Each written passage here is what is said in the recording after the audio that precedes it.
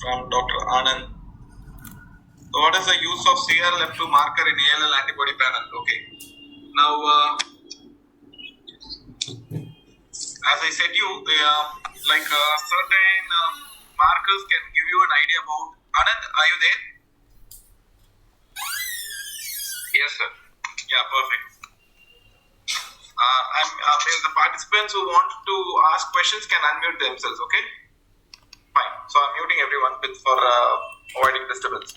Right. So Anand, it's like certain markers can give you an idea about the genetic abnormalities present in cases of BALL. A typical example would be like if you have a BALL with CD30, 33 positivity along with CD25 positive, it is most likely to have it's likely to be a pH positive BALL. Okay. So similarly, there is a group of BALL called pH like ALL, and among that particular group, 50% of the cases may have CRLF2 mutation. Okay, CRLF2 mutation. These cases tends to have a relatively poorer prognosis compared to other BALLs. Okay, so to pick up these cases, we use an antibody which is TSLPR. Okay, and that is what that CRLF2 means. So any BALL which shows positivity to CRLF2 or the protein TSLPR, it means like it is likely to have that CRLF2 mutation. So I can ask that consultant to directly do a pH like rearrangement panel by fish. So that is the reason why we have this CRLF2. Okay, so basically as I showed you, you can design a tube just to use it for MRD as well as to predict genetic abnormalities. So CRLF2 is just like one of that marker. Is it clear, Anand? Yes, sir. Okay. Thank you, sir. Yeah. So since we are having a bit of lengthy lecture, of course all the lectures are lengthy, but still this is still more bit lengthy today. So I request the participants to just get some coffee by the side so that you stay with me till the end. I feel half of the people just go in between the lecture, so you stay with me because it's going to be an interesting class today. We are going to discuss about immunophenotyping of acute myeloid leukemias. So as I said, if you have any doubts, you can unmute yourself and ask me anytime. I would love to take those questions. With that, we'll just start.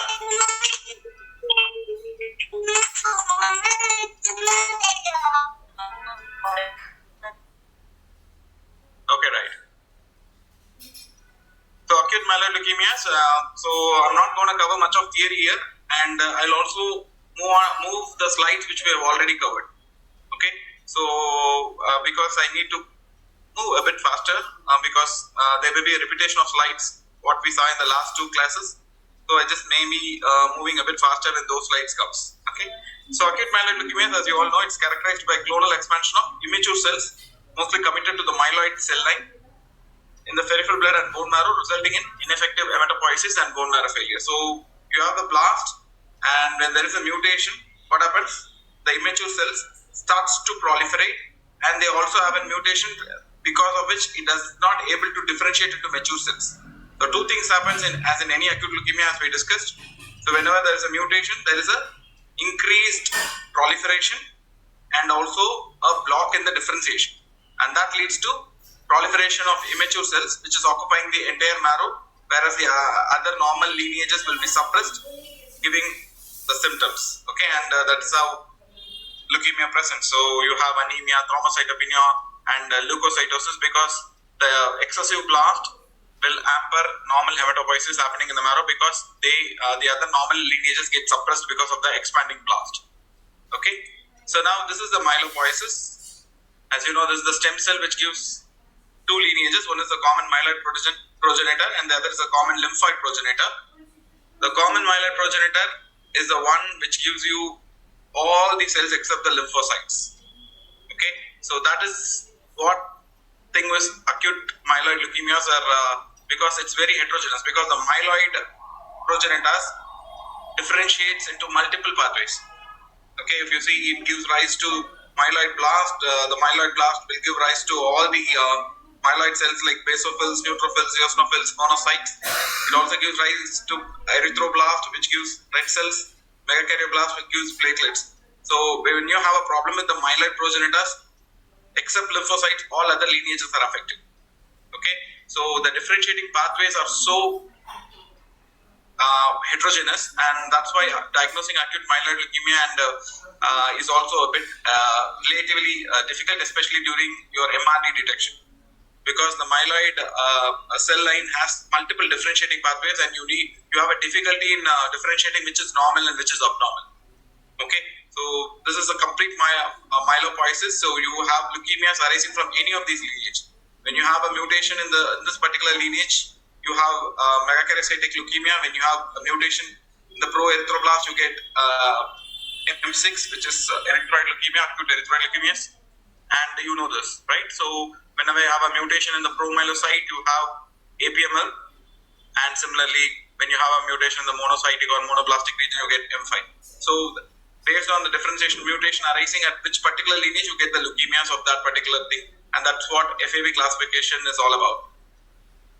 Now, this is the FAB classification, as we all know, and this is what we are following for a very long time. But now you have got the AML classification by WHO, which incorporates genetic abnormalities into it. Okay, if you see FAB gives more importance to morphology and phenotyping. Okay, in fact, it's more morphology. Okay, but with the recent WHO classification, and even the recent one is about to come, which also gives more importance to the molecular abnormalities. Okay, so you basically need to put the diagnosis by flow, subtype it by flow, and still you need to do a genetic workup or a molecular workup to fit that particular AML or any leukemias into that particular category as given in the WHO classification. Okay, so if you find an acute monocytic leukemia or acute monoblastic leukemia, you can't directly put it as acute monoblastic leukemia. Still, you need to do gene rearrangement studies and mutation panel to check whether it fits into any of these particular parameters. If it's not, then you can put it over there, calling it AML-NOS. Okay, of acute monoblastic or monocytic leukemia type. Now, what is the criteria for diagnosis? This is all you would have read about it. So we have a criteria of about greater than 20% blast or blast equivalence. So when I say blast equivalence, it means like it could be promyelocytes or promonocytes. Both qualify as blast, and even when they are encountered more than 20%, you can call them as acute leukemias. If it is promyelocytes, you call it APML, and when it is promonocytes, you call it as monocytic leukemias, acute monocytic leukemias. The 20% criteria is not very standard. So when you have a recurrent genetic abnormality, you can slightly relax on that particular criteria. But we are going to get a different classification with the new WHO Blue Book, which is going to get released. So there may be a slight change in this recurrent genetic abnormalities, because now they have defined a percentage for even this recurrent genetic abnormality. So may arise in the background of other hematological abnormalities. As you know, an MPS may be a precursor lesion for AML, or even an MPN, myeloproliferative neoplasm, at its end stage can turn out to be an acute myeloid leukemia. So I'm not going to go much about theories, and directly we'll go into flow. Why flow is needed in acute myeloid leukemia? This is a slide we were seeing through last two classes. So you will basically need it for making a diagnosis, for quantifying the blast cells, to confirm the lineage of the blast, whether it is really myeloid or is it lymphoid or whatever. Then you need to quantify the blast percentage. Then you need to classify the acute myeloid leukemia as per the FAB. Is it M1, M2, M3, M4, M5? So it's also needed in the classification of acute myeloid leukemias. As I said, we need flow to risk stratify some of the AMLs. Okay, by flow you can tell that this AML is likely to behave badly compared to other AML. So even there are certain indicators to tell whether you can able to tell the prognosis by immunophenotype. There are certain things which I'll discuss in the subsequent slides. Finally, you need, now currently it's all about immunotherapy and cell therapy, and the treatment is not as empirical as it was before. We are planning to give a more personalized treatment, and flow will be helping in that too. As we saw with BALL, there are some treatment options which is available for some set of people. Okay, and flow may be needed for that, to select such treatments. And as you know, we do flow for MRD post in induction chemotherapy as well as in multiple other time points during the treatment to check whether the patient is on the right path. Is he responding? If he's not responding, then there may be a need for augmentation of the therapy or a change in therapy. So these are the indications of flow cytometry in acute myeloid leukemias, not only in acute myeloid leukemias, in any acute leukemias, as we discussed in the last two classes. Okay. Now, do you need to see a morphology before flow, or you need to directly go for independent flow cytometry? Because this happens because sometimes you may get a sample and to a flow lab, your technician directly process it for flow cytometry, an acute leukemia panel, and so, and then you directly go and sit on the flow table. Sometimes it may be a very big problem, and I would say always seeing morphology is very important. Independent flow may backfire you sometimes. Okay, so I would suggest everyone to have a look at the morphology before going into flow cytometry reporting. Okay, so basically, as we know, to decide upon the panel, you need to see the morphology. Are there blasts? Okay, if there are blasts, then what is the percentage of the blast in morphology? You may not need to have an exact percentage of blast, but still you need to have an approximate percentage of blast, whether it is very few or it is good in number. That particular idea is needed. And if it is an APML, you please add an unstained tube, because APML has a lot of granules and they tend to show autofluorescence. Now somebody has to say me what is autofluorescence. Anyone, what is autofluorescence? Sir, because of increased granules, that tends to be the antigen-antibody reaction. I mean, because of our fluorochromes. Yes. So autofluorescence is that, yes, Dr. Harivarsan, the thing is that autofluorescence, you remember, when you say autofluorescence, the cells themselves exhibit fluorescence. Autofluorescence. So these cells, autofluorescence means even if you are not adding antibodies, these particular cells or events tend to show some amount of fluorescence. So you may get a false positive signal.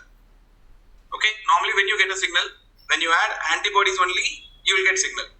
If it's really true events and so and so. For example, you are not adding any antibodies. Okay, and still if you're going to get signal, okay, which is termed as a false positive signal, it is called autofluorescence. And this phenomena happens when the cell is having a lot of granules, or especially some type of cells. Okay, and APML is very notorious for autofluorescence. So you need to add an unstained tube for APML. So when your panel has a B tube, D tube, D tube, myeloid tube, and a lineage tube, and if it's an APML case, you should add an unstained tube, which means you will just drop the cells. If you want, you can add a backbone marker like CD45. All the other channels or all the other antibodies should not be added. You just acquire in the flow cytometer as that. Okay, so that is called unstained tube. And similarly, when the morphology is showing a lot of monocytic cells, okay, you find indented nuclei and monocytic population, you add up a monocyte tube to that. Okay, so before deciding upon the panel and to have really an extra tube, that morphology can help you out. Instead of just without morphology calling up for a panel and then then it is not that, then coming back, seeing morphology and going for another panel, it's a waste of time and waste of antibodies. So I would suggest everyone to have a look at the morphology before going for flow. Somebody maybe referred that case for acute leukemia panel. Don't trust that and directly go for flow. You have a look at the morphology. Decide upon the panel. Okay, decide upon the extra tubes that is needed for that case, and then go ahead. You also have a percentage of blast idea. So you can tell your technician how many events to acquire.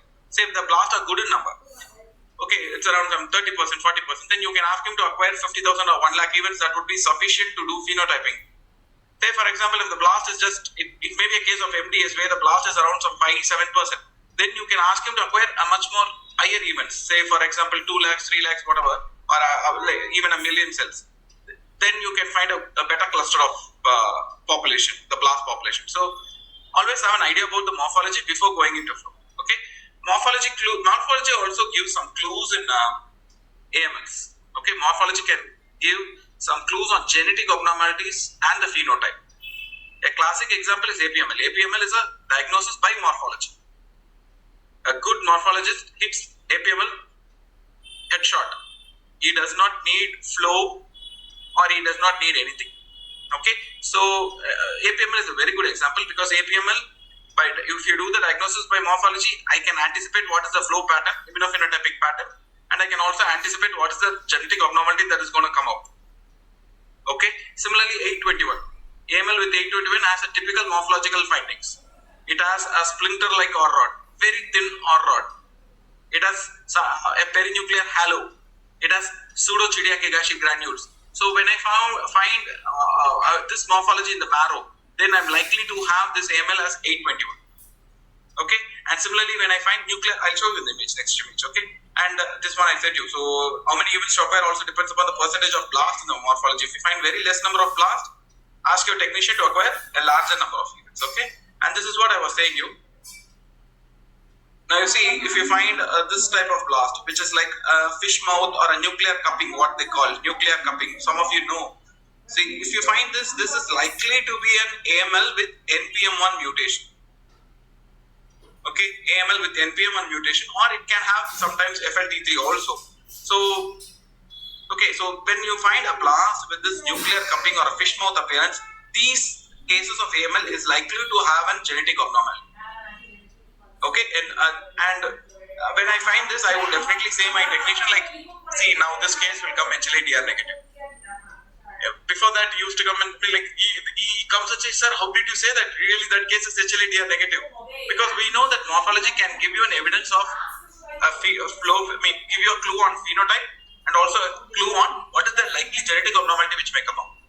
Okay, now you see this is pseudo-Chidiac-Higashi granules in an AML 821. And you find this is again a blast with a very thin OR rod, what they call a splinter-like OR rod. And sometimes if you find blast with Harlequin-like cells, what is Harlequin cells? Let me test your morphology now. What is Harlequin cells? When you have blast along with a lot of eosinophils and a Harlequin. Okay, see, Harlequin cells are eosinophils with basophilic granules, like they are called as eobasophils. This is like Harlequin cells. There is this eosinophils with basophilic granules also, so they call this as eobasophils. Okay, when you find many blasts with eosinophils and cells like this, it's more likely anyone? AML with? Yes. Monocytic. 820. Inversion 16. ME. Inversion 16. AML with inversion 16. Okay. Myelomonocytic. Myelomonocytic, yeah, that also fine, but mostly AML with inversion 16 is characterized by blast with eosinophilia and also these eobasophils which are called Harlequin cells. Okay. 821 typically has this three findings. One is this perinuclear halo. Okay, not very clear here, but you tend to find a perinuclear halo, a splinter-like OR rod, very thin OR rods, and pseudo-Chidiac-Higashi granules. This splinter-like OR rod is a very good indicator. Many times it has helped us. Okay, this pseudo-Chidiac-Higashi, like very rarely we find, but in a typical case, yes, I have seen this. But the splinter-like OR rod will be very useful for detecting AML cases with translocation 821. Of course, you can suspect, you can't confirm it. Okay, by morphology. Okay. Now, similarly, flow also can give you an indicator, a clue on what is the genetic abnormality which will be coming out. Okay. Now, this is a case where for example, we have done an independent phenotyping. Do you find any abnormalities in this case with respect to site scatter CD45? So, I'm not seeing the morphology. I'm directly going to the flow table, and my first plot, or one among my plots which I start with is site scatter CD45, and this is the pattern what I am seeing. Do you find any abnormality here? Site scatter. Neutrophilic area is very enlarged. Yeah, so now see, this is very right. So now this particular, there's lymphocytes, monocytes, and this particular population likely to be neutrophils. Okay. But many times, if you're not suspecting it, and if you're not gating and seeing what is this particular population, you may think this as neutrophils, and you say no, phenotypically no abnormal cell C, no evidence of acute leukemia. You're gonna create a blunder. Okay. Now, once I draw a region against this population and get it in 1333, you see, this is a beautiful pattern of promyelocytes. It's hypergranular. Yeah, it's hypergranular variant of APML. And see, this one you need to remember. See, certain points I stress. Try to take it up. You need to grasp it like that. APML is characterized by high site scatter, moderate homogeneous CD33 positivity. When I say, you know what is moderate? What is homogeneous is, it's a blotchy, round positivity. Okay? Moderate homogeneous CD33 positivity, and CD13 will be variable. It will be variable. And of course, it will be HLA-DR negative. Okay? So this is a classic phenotype of APML. And when you're not seeing morphology and you directly come for flow, okay, and when you see a plot like this, if you're not looking into this, you will miss this case. Even neutrophils can be positive for 33 and 13 because it's a myeloid cell. It is HLA-DR negative, correct? And if you're experienced enough, you can pick a APML with this. But if you're not experienced, you would say, okay, it could be neutrophils, fine. There is no evidence of acute leukemia in this particular sample. Boom, you're gone. No sample will be sent to your laboratory thereafter. So be very careful. So my point is, always have an idea on morphology before going to flow. Okay, this is APML alert. And now this, you know what are the commonly used antigens in flow cytometry in the evaluation AML. It not only in AML, as I said you, the panel for acute leukemia remains the same across all acute leukemias. Let it be BALL, let it be TALL, let it be AML. You may have one or two tubes extra, but the basic panel remains the same. And these are the markers which should be there in your panel. I would say a megakaryocytic and a erythroid, there is no need for you to have an erythroid and megakaryocytic markers in your initial panel. This may be brought in when there is a need. Okay. Similarly, monocytic also, when you see the morphology or the initial flow, your basic panel results, then you can call for a monocytic tube. Okay. So the other markers should be definitely there in your panel. Even CD123, it's better you have it in your panel. Yeah. Sir, but monocytic will be needed for MPAL as well, no? Monocytic is needed, but you have other evidences, right? You have CD33 in your panel. You have CD4 in your panel. But correct? See, Actually, that is what, it's all about experience. Now, see, you have CD33. If CD33 is bright, CD4 is positive. You can include one of your, I'll show you one other thing. You can include CD64 here. Okay, if you want to include a monocytic tube, well and good, better, always more is merrier.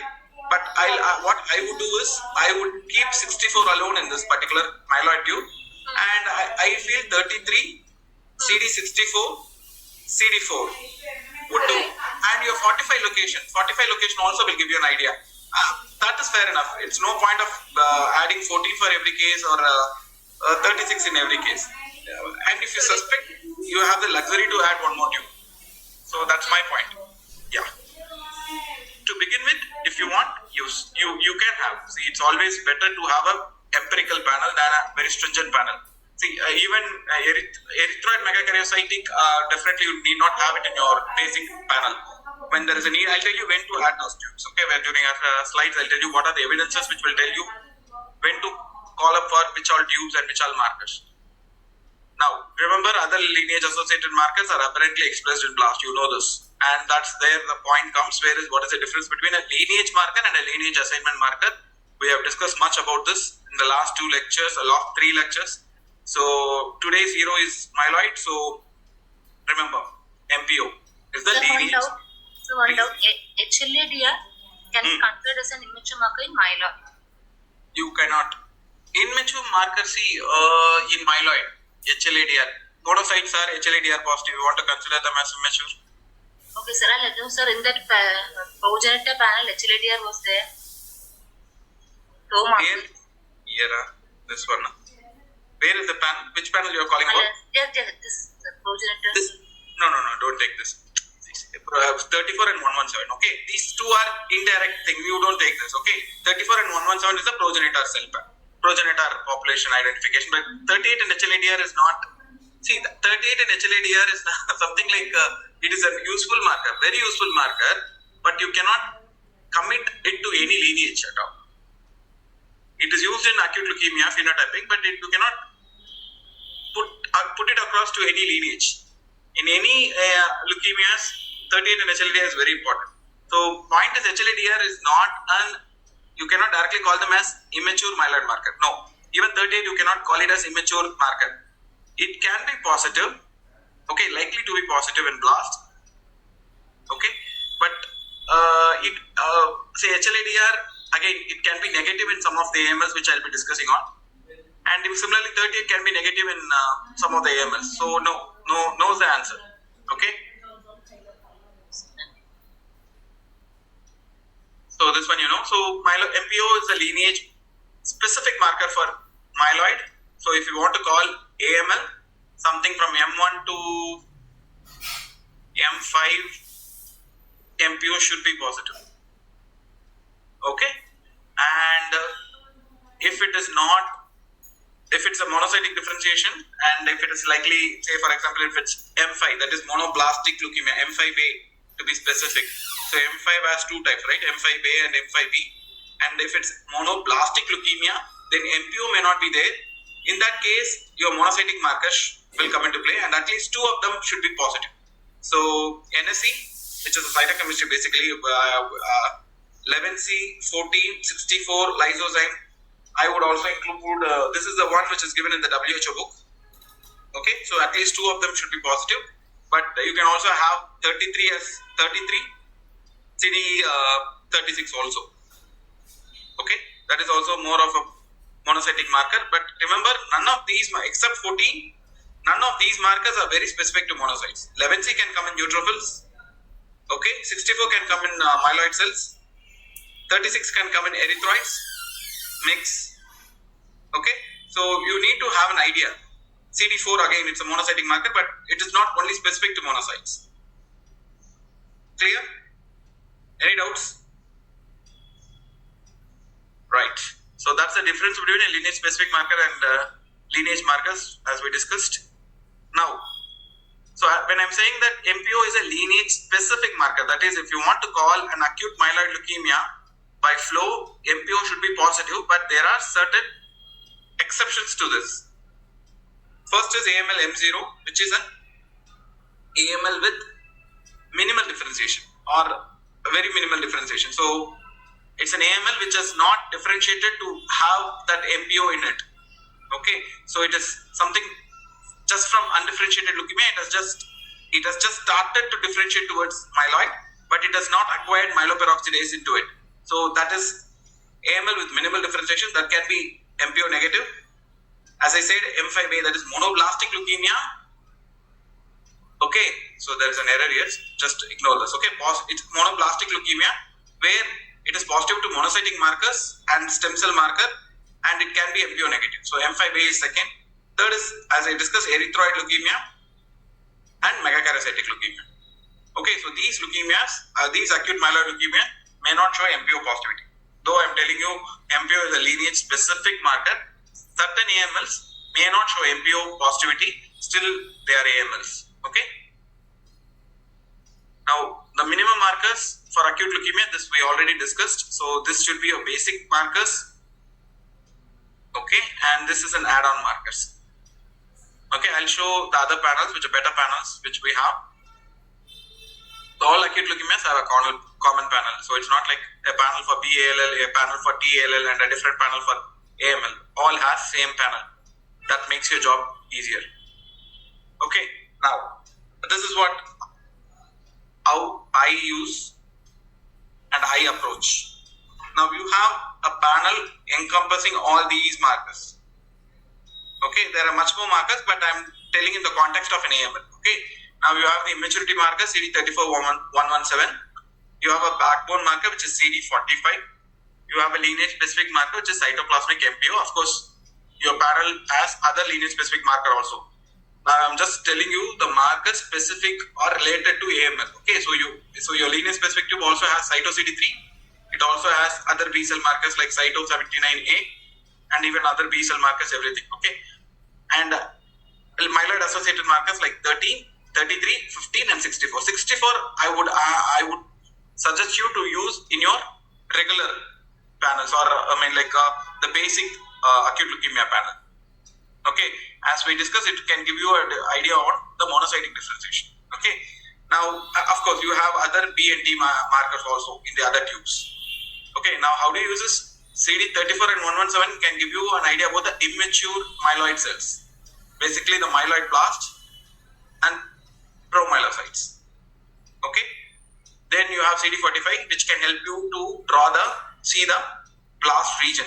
Side scatter CD45 can give you an idea about the blast region. Okay, then you have the associated markers to confirm whether it is showing differentiation towards myeloid. And of course, when cyto MPO is positive, almost the case is 100% confirm it's a myeloid leukemia. And as I said, 64 can give you an idea about a monocytic differentiation. Okay, two things will help me, 33 and 64. Monocytic leukemias are AMLs with monocytic differentiation will show 33 bright. Okay, I repeat, AML with monocytic differentiation will show CD33 bright. Okay, the blast or the monocytic population will show CD33 bright. It's not only blast, even the monocytes as such, even the normal monocytes will be CD33 bright. Okay, and they will be CD64 moderate positive. Sometimes CD15 can also be positive in monocytes or AMLs with monocytic differentiation. Okay, and now you know this B and T markers, and as we know, these markers can be aberrantly expressed in AMLs, especially CD19, which is a B cell marker, can be aberrantly expressed in AML. Okay, CD7 is very commonly expressed as aberrant marker in AML. Similarly, CD56 can be expressed in aberrantly in AML. Each has its own significance. CD19, when it is aberrantly expressed in AML, okay, it is likely to be an AML with translocation 821. Okay, remember AML with aberrant CD19. Okay, that case may be a translocation 821, AML with translocation 820. Okay, so last class we discussed why CD7 was not used as a gating marker for TALL. The simple reason, what I said that time, CD7 is not very specific to T. It can be aberrantly expressed in other leukemias, especially AMLs. Especially AML can show aberrant CD7. CD56 can be also aberrantly seen in AML cases. I'll show you some cases, and this implies a relatively poorer prognosis. Okay, I'll show you some cases in the subsequent slides. Now, how to call up for the extra tubes? So as I said, when the particular blast or the abnormal population is showing CD33 bright, it is CD64 moderate positive, 45 in the monocytic region, and 15 may be positive if it's like it can be positive or can be negative. And again, from my T, if 4 is popping up in that particular abnormal population, then I would ask them to run a monocytic tube. And my monocytic tube will have CD36, CD11B. Of course, CD11B you can add it anywhere, but CD11B, CD14, and of course 4 is there in this, but still a monocytic tube will be a complete tube. I'm just showing some monocytic markers, but still when you're running it as a tube, you should have the backbone marker CD45, CD34, CD117 along with these markers. Okay, in fact CD64 will also be there. Okay, I'll show you during the panel. And when after running these markers, when the blast or the abnormal population which you have found is triple negative, that is what I call, this is a triple negative is, you would have read it in breast or in where else triple negative comes in hematology? Triple negative. Sorry? MPN. Perfect. So triple negative MPN. Okay, so similarly, a triple negative AML by flow, which means HLA means CD34 negative, HLA-DR negative, and cytoplasmic MPO negative. When you have this combination, and I can add one more to this, but it may not be negative all the times, but still most of the times it's negative, that is CD45. So when you have blast with triple or tetra negative, which is CD34 negative, HLA-DR negative, cytoplasmic MPO negative, and CD45 negative, then I would run a tube which encompasses both erythroid and megakaryocytic marker. So it would have, that particular tube will have CD36, 71, 235A, 41, 61, if needed 42A, which is another monocyte megakaryocytic marker. So this is how I would approach my AML. Instead of adding erythroid and megakaryocytic for all my cases, I would identify the basic phenotype. Of course, I would have an idea of the morphology. Erythroid leukemia, yeah, of course, there is a morphological hallmark for erythroid leukemia. Similarly, you have in megakaryocytic leukemia, you tend to find this cytoplasmic blebs and so on. So when you run the flow, and when it is triple negative or negative for all the four markers, what I said, then you run the erythroid and megakaryocytic.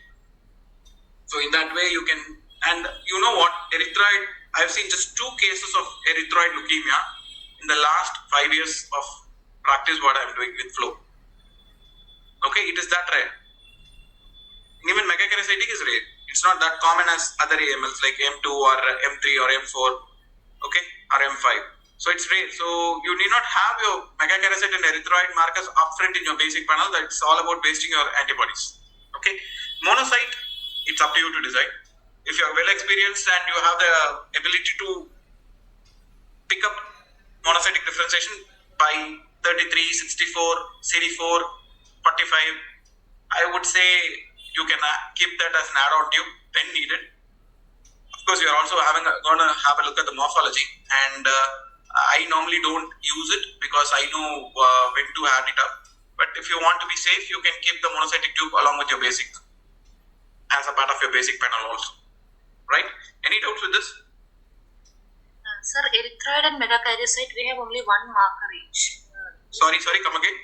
Erythroid marker, we have only CD235A, and megakaryocyte, we have CD61 only. Okay. So one marker only is there. I don't suggest that because see, anything you need to confirm with 235A is a very, very non-specific because normal RBCs are 235A positive. And when your RBC fragments are sticking to the blast, it may show 235A positivity. Okay, in contrast, CD71 is a marker which is expressed in the more immature erythroid cells.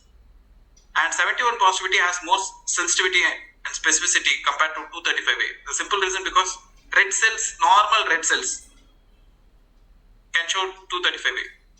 So I would suggest when you want to run erythroid markers or you want to diagnose M6, confidently have at least 2 markers of that lineage in your panel.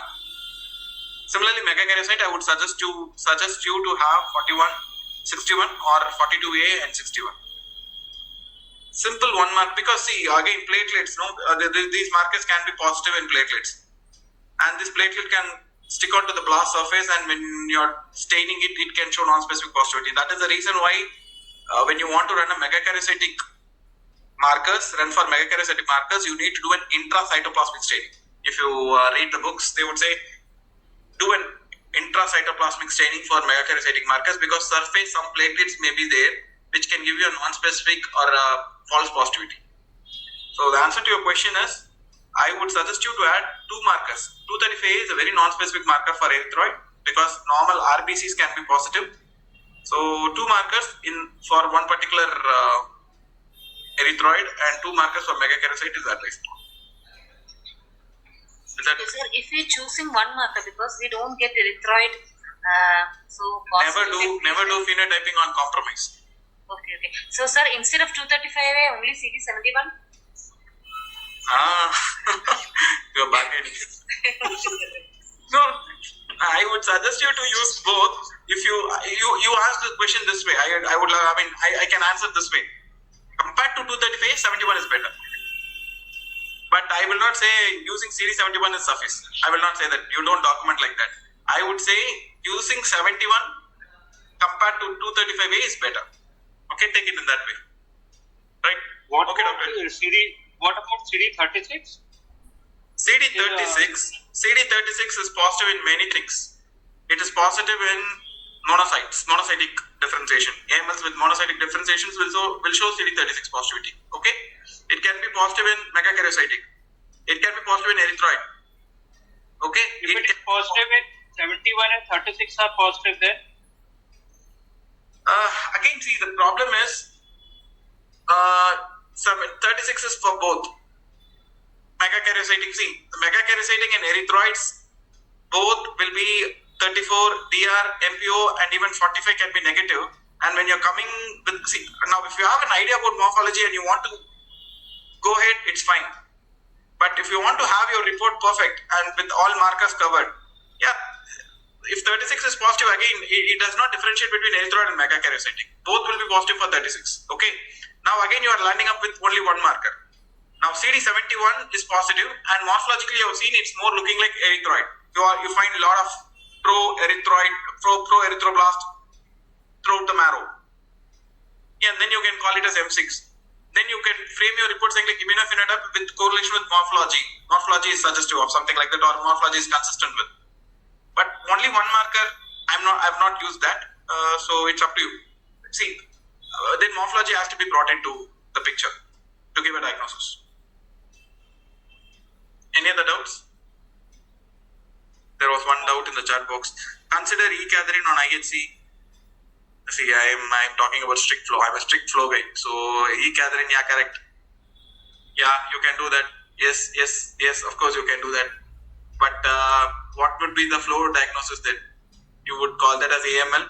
Kindly rule out. You can give a comment saying like this is AML. Kindly rule out erythroleukemia and megakaryocytic leukemia by immunohistochemistry on different marrow, bone marrow biopsy. That's how we sign out for some CLPDs. So yeah, can be done. True. If you want to conserve antibodies and you are working in a limited setting, then yeah, you can do that. Just diagnose, give it as AML, and based on these indicators, you can say it could be likely an AMKL, which is megakaryocytic leukemia, or an erythroleukemia, and you can ask IHC to be done in the shrine biopsy. Yeah, can be done. Any other doubts? Sir, you Yes. said that we should take an unstained tube in APML, sorry. True, So, correct. how will that help in compensation or? Not in compensation, in setting up your negative control. For example, you are assessing a marker like CD15. Okay. Now, by definition, APML should be CD15 negative. Okay, it should be negative. So in that case, what happens is you can see the unstained tube CD15 fluorochrome. Now, for example, your CD15 in the myeloid tube is APC, CD15 APC. Okay. Now, what you can do is you can check the unstained tube side scatter versus APC and check what is the level of autofluorescence. And then you check the myeloid tube side scatter CD50 APC. So if it is beyond that, then it's likely positive. If it is within that, it is negative. That is the reason of using an unstained to set up your negative quadrant when you are interpreting the markers. Thank you. Yeah. So now I'm going to ask you a question now. I'll tell you a phenotype with this. Tell me what we need to do. So I'm getting a case where it is 117 positive, 45 in the moderate region, that is in the typically falling in the blast region or the monocytic region. It is 33 positive, say for example moderate positive. It is 56 bright positive, and among my T markers 4 is positive. HLA-DR is positive. Where I am heading to? What is cyto-MPU? Monocytic. Sorry? What is cyto-MPU? Cyto-MPU is negative. Monocytic. Okay. Monocytic. Good. Very good. Anything else? CD33 was not bright, it was moderate. Moderate. True. But still, I appreciate the diagnosis of monocytic. Good. But I'm expecting something else. I'm swallowed one marker. 123 is bright. Yes, it's BPDCL. BPDCL. Blastoid, plasmacytic dendritic cell neoplasm. Okay? Okay, so that also has to be picked up here. That is the reason why 123 is a part of your panel. Of course, 123 will also be used in MRD as a signature of your blast. But this is a very classical combination. When you find CD33 positive 117 positive. Okay, 56 bright, 4 positive, cyto NPO negative.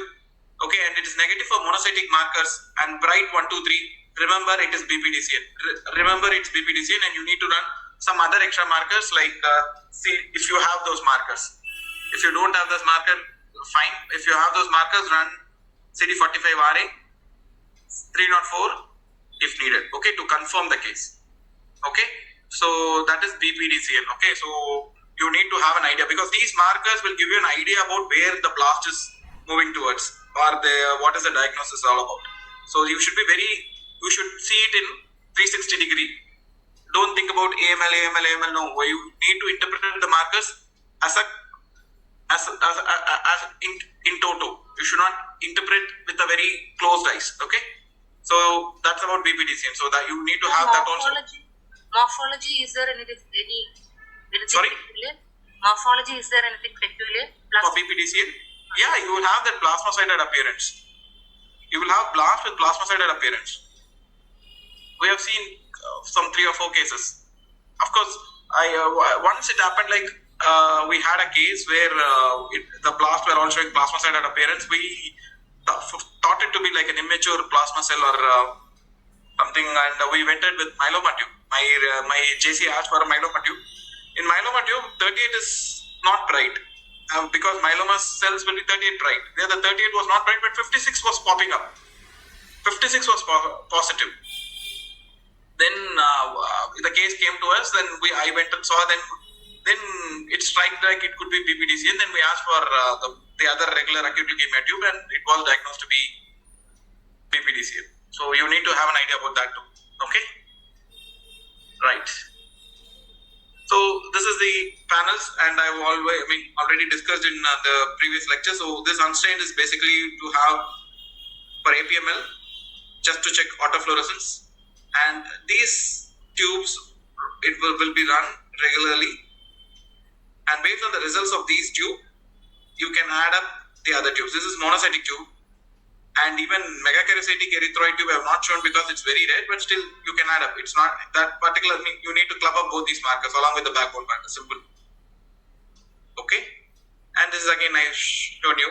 This is another. You run these 2 tubes, and based on the results, you go for whether B or T. If it is myeloid, you get the results with this. Similarly, with these 3 tubes, if you need, you can go for the other tubes. Okay. So. And this again I discussed. This is like a simple tube to check what is the lineage and then proceed with it. Okay, I don't recommend this. Now, any doubts till now? No, right? So coming to certain things like FAB subtyping. Normally subtyping is done, right? I just want to check. Sir, excuse me, sir. Yeah.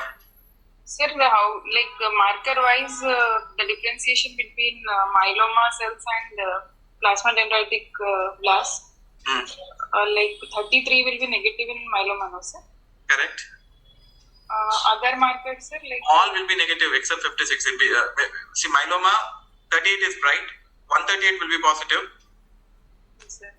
Okay, and it will not fit into myeloma at all. Only 56 will be positive. It will be kappa lambda both negative. Correct. Okay. Plasma cells should be either kappa or lambda. Correct. It will be Yes. double negative for kappa lambda. Only 56 like will be positive. maybe if it is like reactive plasma cells, we don't know, no, sir, that time. In reactive plasma cells. Like kappa lambda will, that time also it will be there, sir, usually.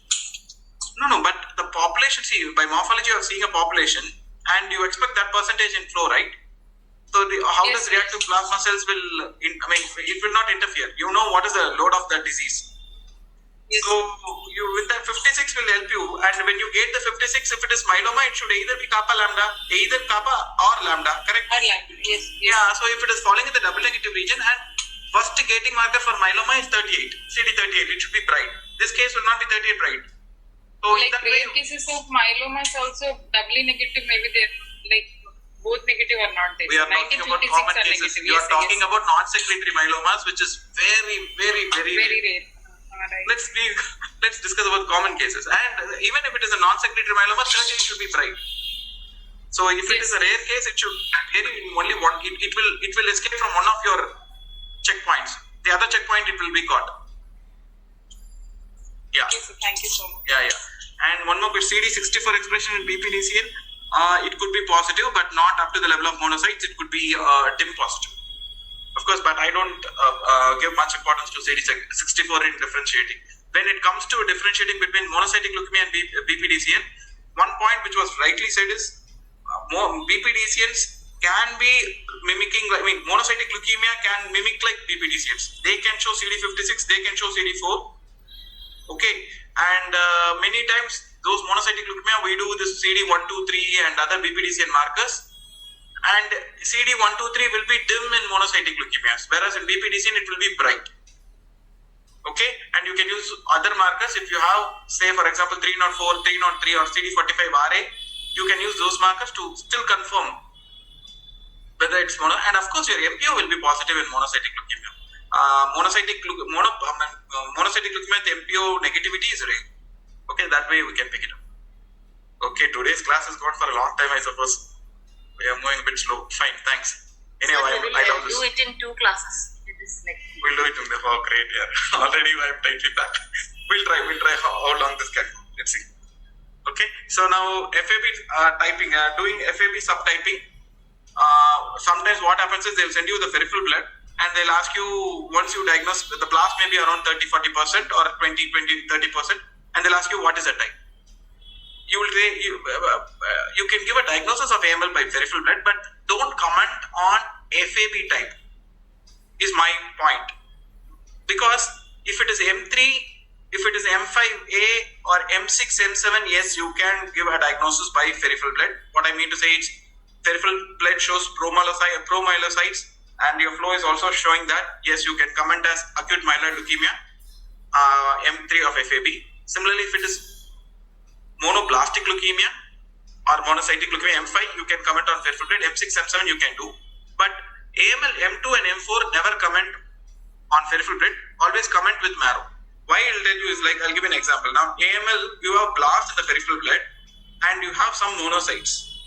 Okay, say around some 12-13% or 15%, or at least, okay, let it hit the criteria of 20%.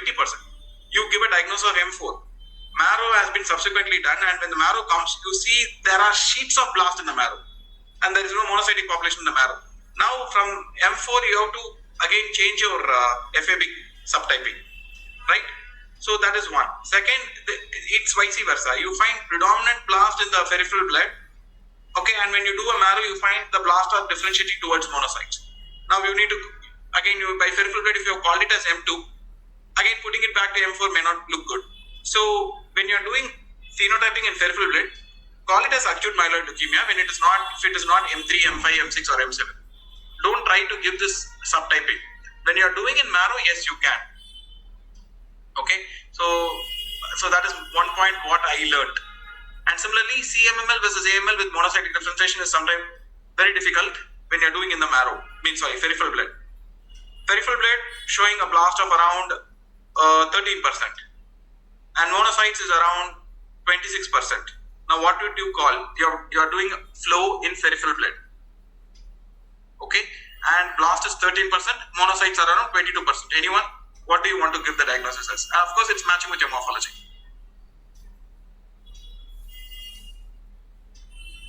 Come on, 13% blast in peripheral blood, 22% or 25% monocytes in the peripheral blood.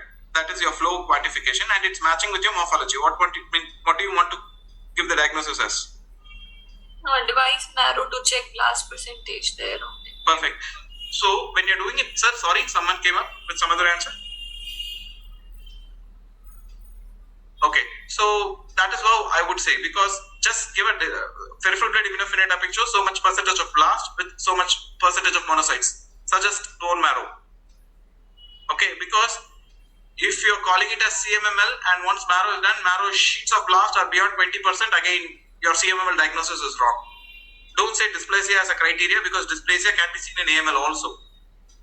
Now, on the other hand, if you want to call over with the peripheral blood of 13% of blast, you want to over call it as AML, and marrow is done, marrow is not showing beyond 20% of blast, again you cannot go back to CML and so on. Okay, of course, splenomegaly, these things will keep it aside.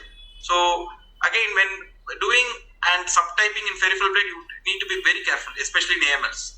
It is not the problem with BALL or TALL. Even in BALL, because here in AML the problem is 20% blast criteria. Whereas in BALL and TALL we don't have that. Peripheral blood, if it is showing 7% blast, it's of B lineage, still I would call it as peripheral blood showing B lymphoid blast, likely to be BALL. So again, they need to do the marrow or not, but still I can tell something of it. But AML you can't do that. So always ask for on hemodiluted marrow, if we get like we are not able to cross 20%, then what should we give this? give a descriptive report. Don't call it as MTS and all. Okay. Ask them to correlate with trephine biopsy, because hemodiluted, your blast percentage may be 14%. In trephine biopsy, there may be sheets of blast. So ask them to correlate with trephine biopsy. If you are crossing 20% by flow or morphology, then morphology is very important. Morphology is the one which is almost diagnostic. As I said you in the first class, quantification of blast, morphology plays a major role than flow. Because of dilution, processing, cell loss, all these things, blast may likely sometimes go underestimated. So morphology is important.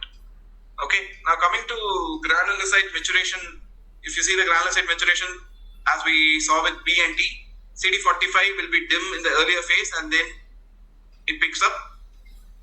Okay, but not to the level of B or T. Here you find the increase in CD45 is very subtle, and that's why you find CD45 blast region and just above that the neutrophils line. So not much of variation with respect to CD45. But if you see CD34 is a reliable marker for gating the immature myeloid cells. Again, CD117 to gate immature myeloid cells, especially the blast and the promyelocyte population.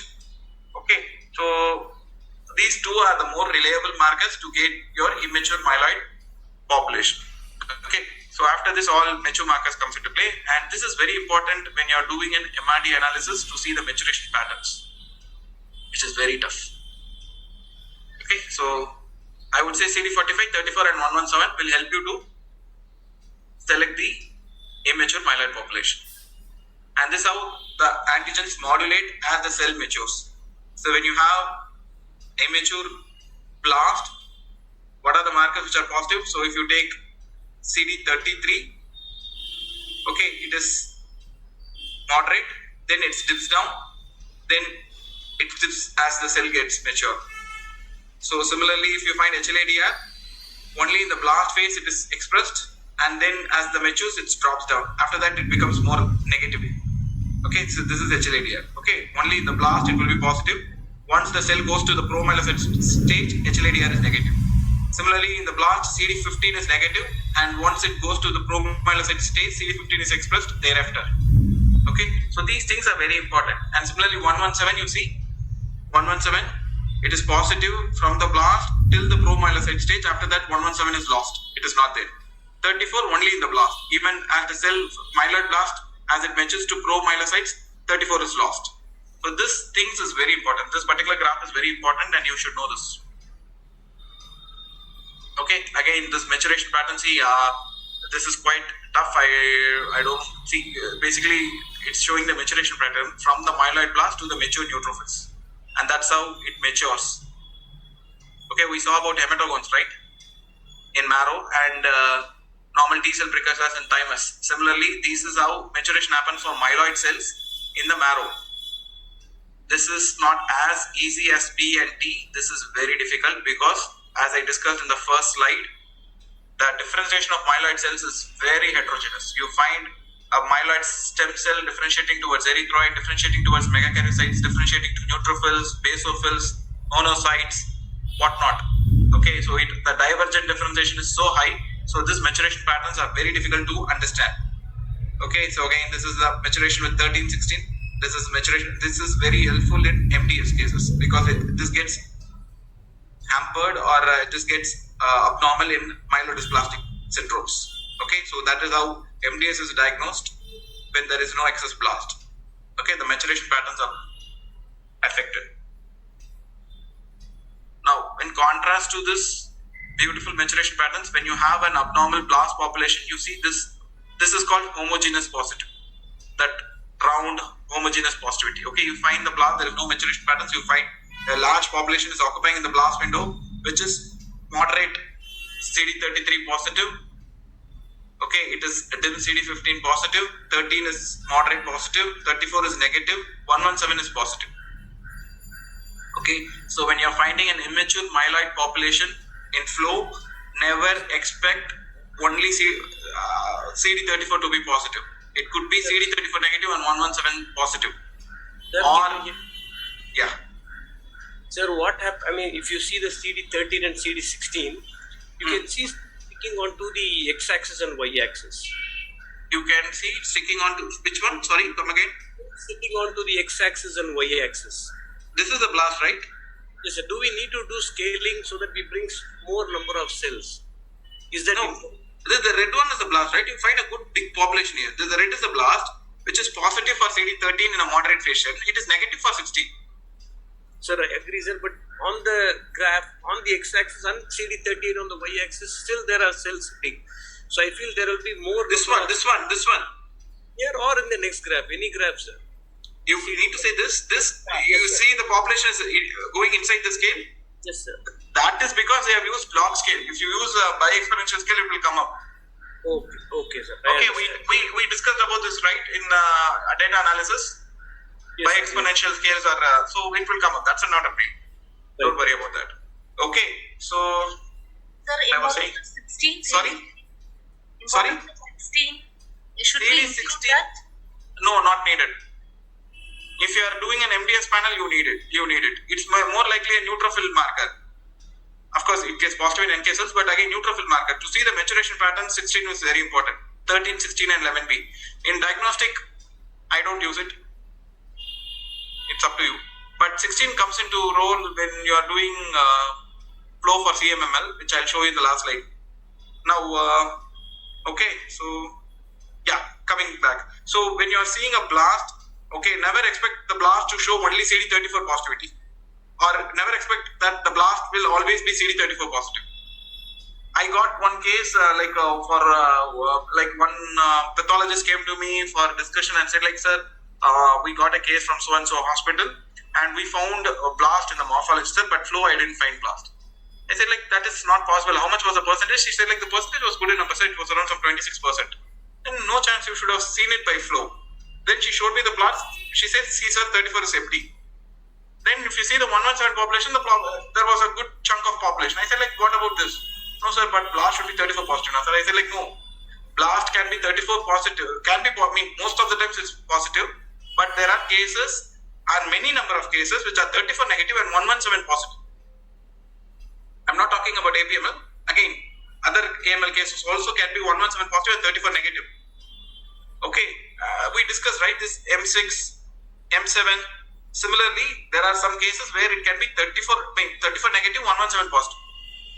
And acute monocytic leukemia can be both 34 negative and 117 negative. Still, it is acute leukemia. So don't expect, like, to call AML, you need at least 34 or 117. There are monocytic leukemias which can be both 34 negative and 117 negative. Okay, remember these points. So again, this is one more plot where you find 34 positive and a subset of blast is showing CD7 in a dim fashion or dim to moderate fashion. This is aberrancy in my AML. Okay, similarly you find this is 34 positive blast exhibiting 56 aberrancy. So AML can show aberrancy with T cell markers and CD19, which is a B cell marker. Okay, again this is you find 34 positive and 38 is downregulated. Normal myeloid blast, CD38 is moderate. Remember, normal myeloid blast, CD38 is moderate, and in leukemic myeloid blast, it will 38 can be downregulated. And when you find 34 positive population which is showing downregulation of 38, you call them as leukemic stem cells. Okay, for example, normal leukemic stems are 34 positive and 38 negative. In leukemia, in AML, when you find such a phenotype, you call it as leukemic stem cells. Okay, so again, this is again a blast which is 33 positive and 117. Sir, can you explain one more? Normal myeloblast, leukemic blast. No, hold on. Now, in case of normal marrow and normal hematopoiesis, you find myeloid blast which is 34 positive and 117 positive. and it is 38 moderate positive. Okay, clear? Now a subset of that particular population, normal myeloid population, can be slightly 38 down regulated. It shows lower expression of 38. That is called stem cells. That is your normal hematopoietic stem cells. Okay. When you are finding a similar phenotype, that is 34 positive and 38 negative, something like this in AML cases, then they use the term called leukemic stem cell phenotype. Leukemic stem cell phenotype, that is a phenotype of stem cell when it's coming in AML, it's called leukemic stem cell phenotype. Okay, is that clear? Sir, subset of myeloblasts 38 can be downregulated. That is called, what is that called? Sorry, come again. No, subset of normal myeloblasts can be. Subset? No, not about subset of normal. It's like a continuation of myeloid. If you see that population, I can show you in an image. When you find a subset, in the sense a part of that myeloid blast will show a continuation where CD38 is slightly dimmer. That particular population, I'll show you. Don't worry. I have a slide in the last. The last slide may be that. I'll show you that. Don't worry. But the normal myeloblast will show a bit 38 down regulation. That is called stem cell, normal stem cell. Okay, when you find something of that phenotype, here you find this is very typical. 34 is positive, correct? You see 38. This 38 has come down. So this phenotype is something like a stem cell phenotype, and since it's coming in an AML, it's called leukemic stem cell. Okay, just keep it. I just want to introduce these terms to you. Don't think about that. Now, see, this is a site-scatter CD45. Normally, this is the blast region where the blast population is empty, normal. But you find in AML, the blast region is occupied with the expanded population. Whenever you find this, and this is likely to be a leukemia, acute leukemia. And as I said, BALL, normally where does the blast lie? It lies in the dim area, and it can extend up to negative, or sometimes it can fall in the negative area. So BALL normally it lies in the dim to negative area, CD45. TALL will fall in this moderate area where the blast will be touching the lymphocytes, whereas AML typically falls in the blast region, which is here. Okay, except few acute myeloid leukemias like M6, M7, where the blast will be in the dimmer or negative region, M6 or M7. Okay, other than that, most of the AMLs will typically fall. The blast population of AML will fall in the typical blast region. That's why the name blast region has come.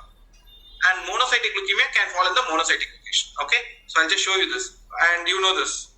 We discussed this, right? What are the normal population which can fall in the blast gate? Plasma cells, basophils, PDCs, normal myeloid blast, hematogones. Okay, so you should know these populations. Now, this is very important. This is what I told you. Location of blast in different subtypes of AML. Okay, red is the blast. Okay, typical APML, you have high site scatter, and the blast or the pro-monocyte population falls in the so-called myeloid region or the neutrophil region. Okay, when it is M4, you find two populations. One is the myeloid blast falling in the myeloid blast region, and you find also an expanded monocytic population. Okay, the criteria should be 20% myeloid blast, greater than 20% myeloid blast, 20% greater than, monocyte should be greater than 20%, and of course you find also a neutrophil population. This is M4.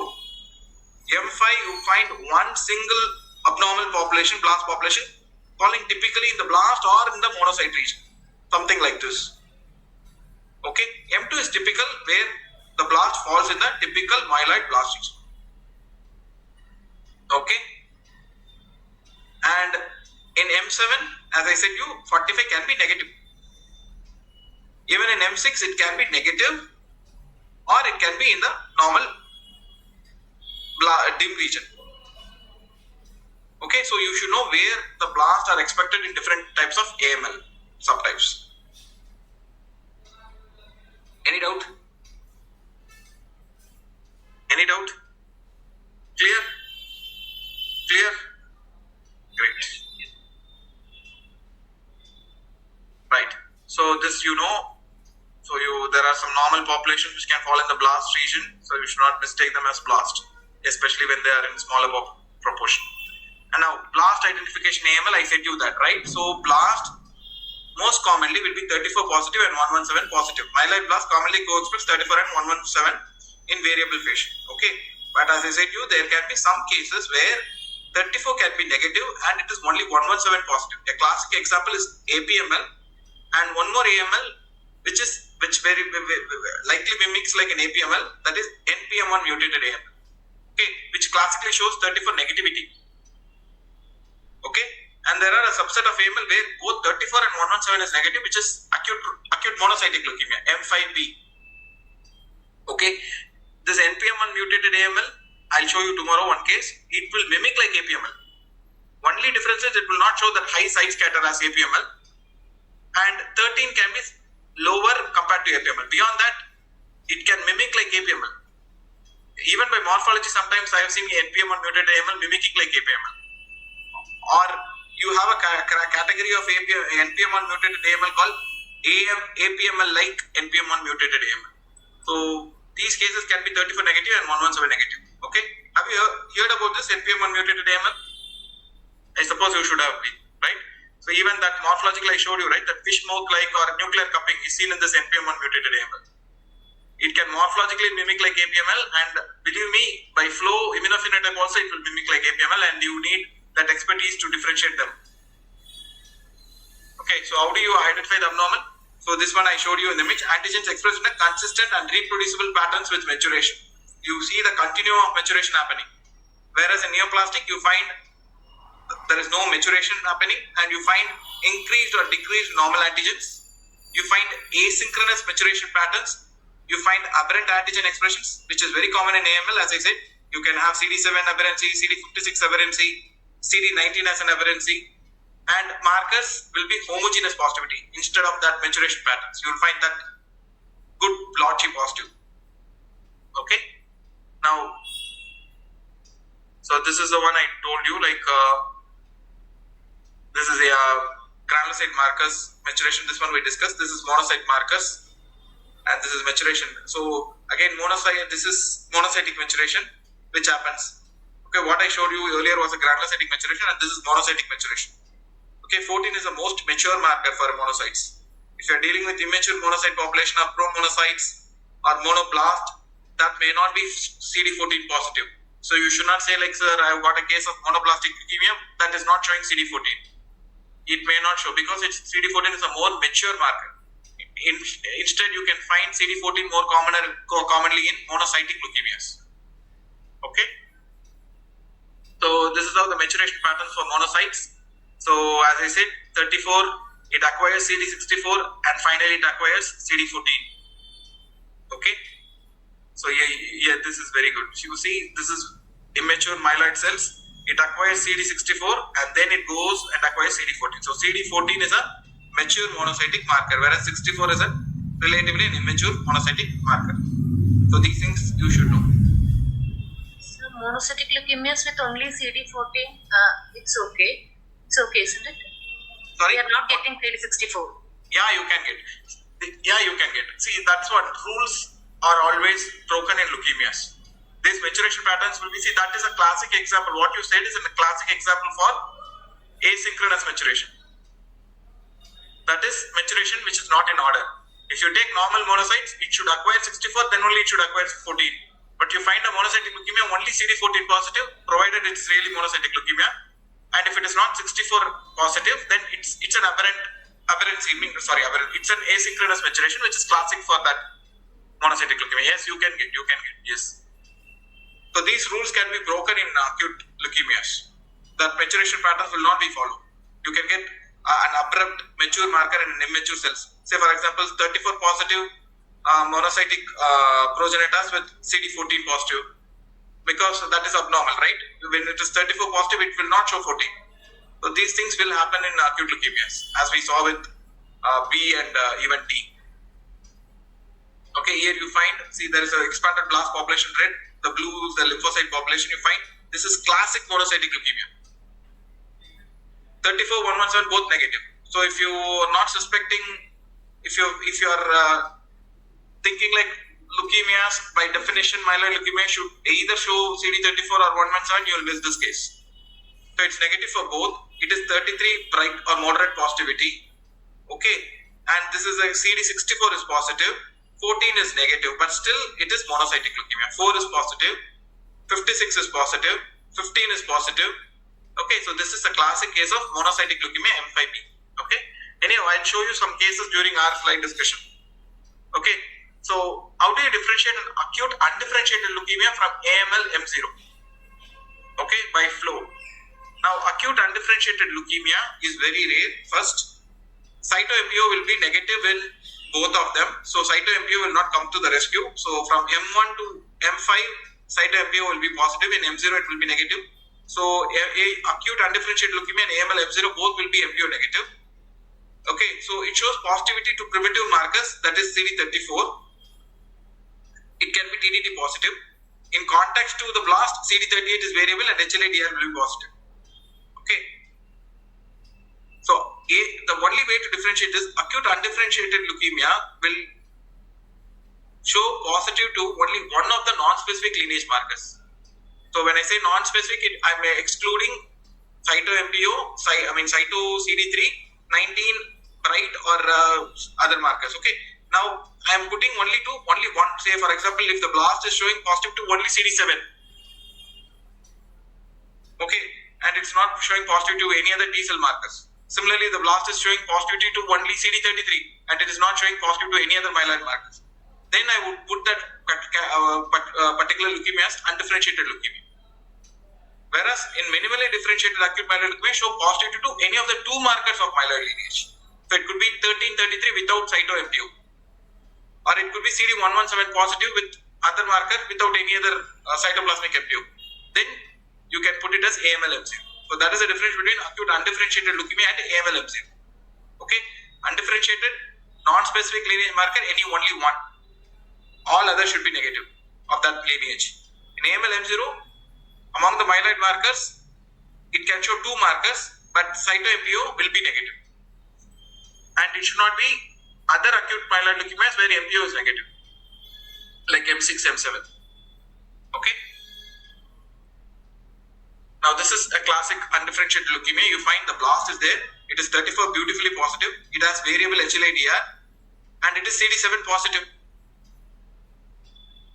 Okay, so this could be an undifferentiated leukemia. It is not showing any other T cell markers. So, but here HLA-DR is positive. That so, can occur. Yeah, HLA-DR can come positive now. Immature cells can be HLA-DR positive. Only when it's matures, HLA-DR is negative.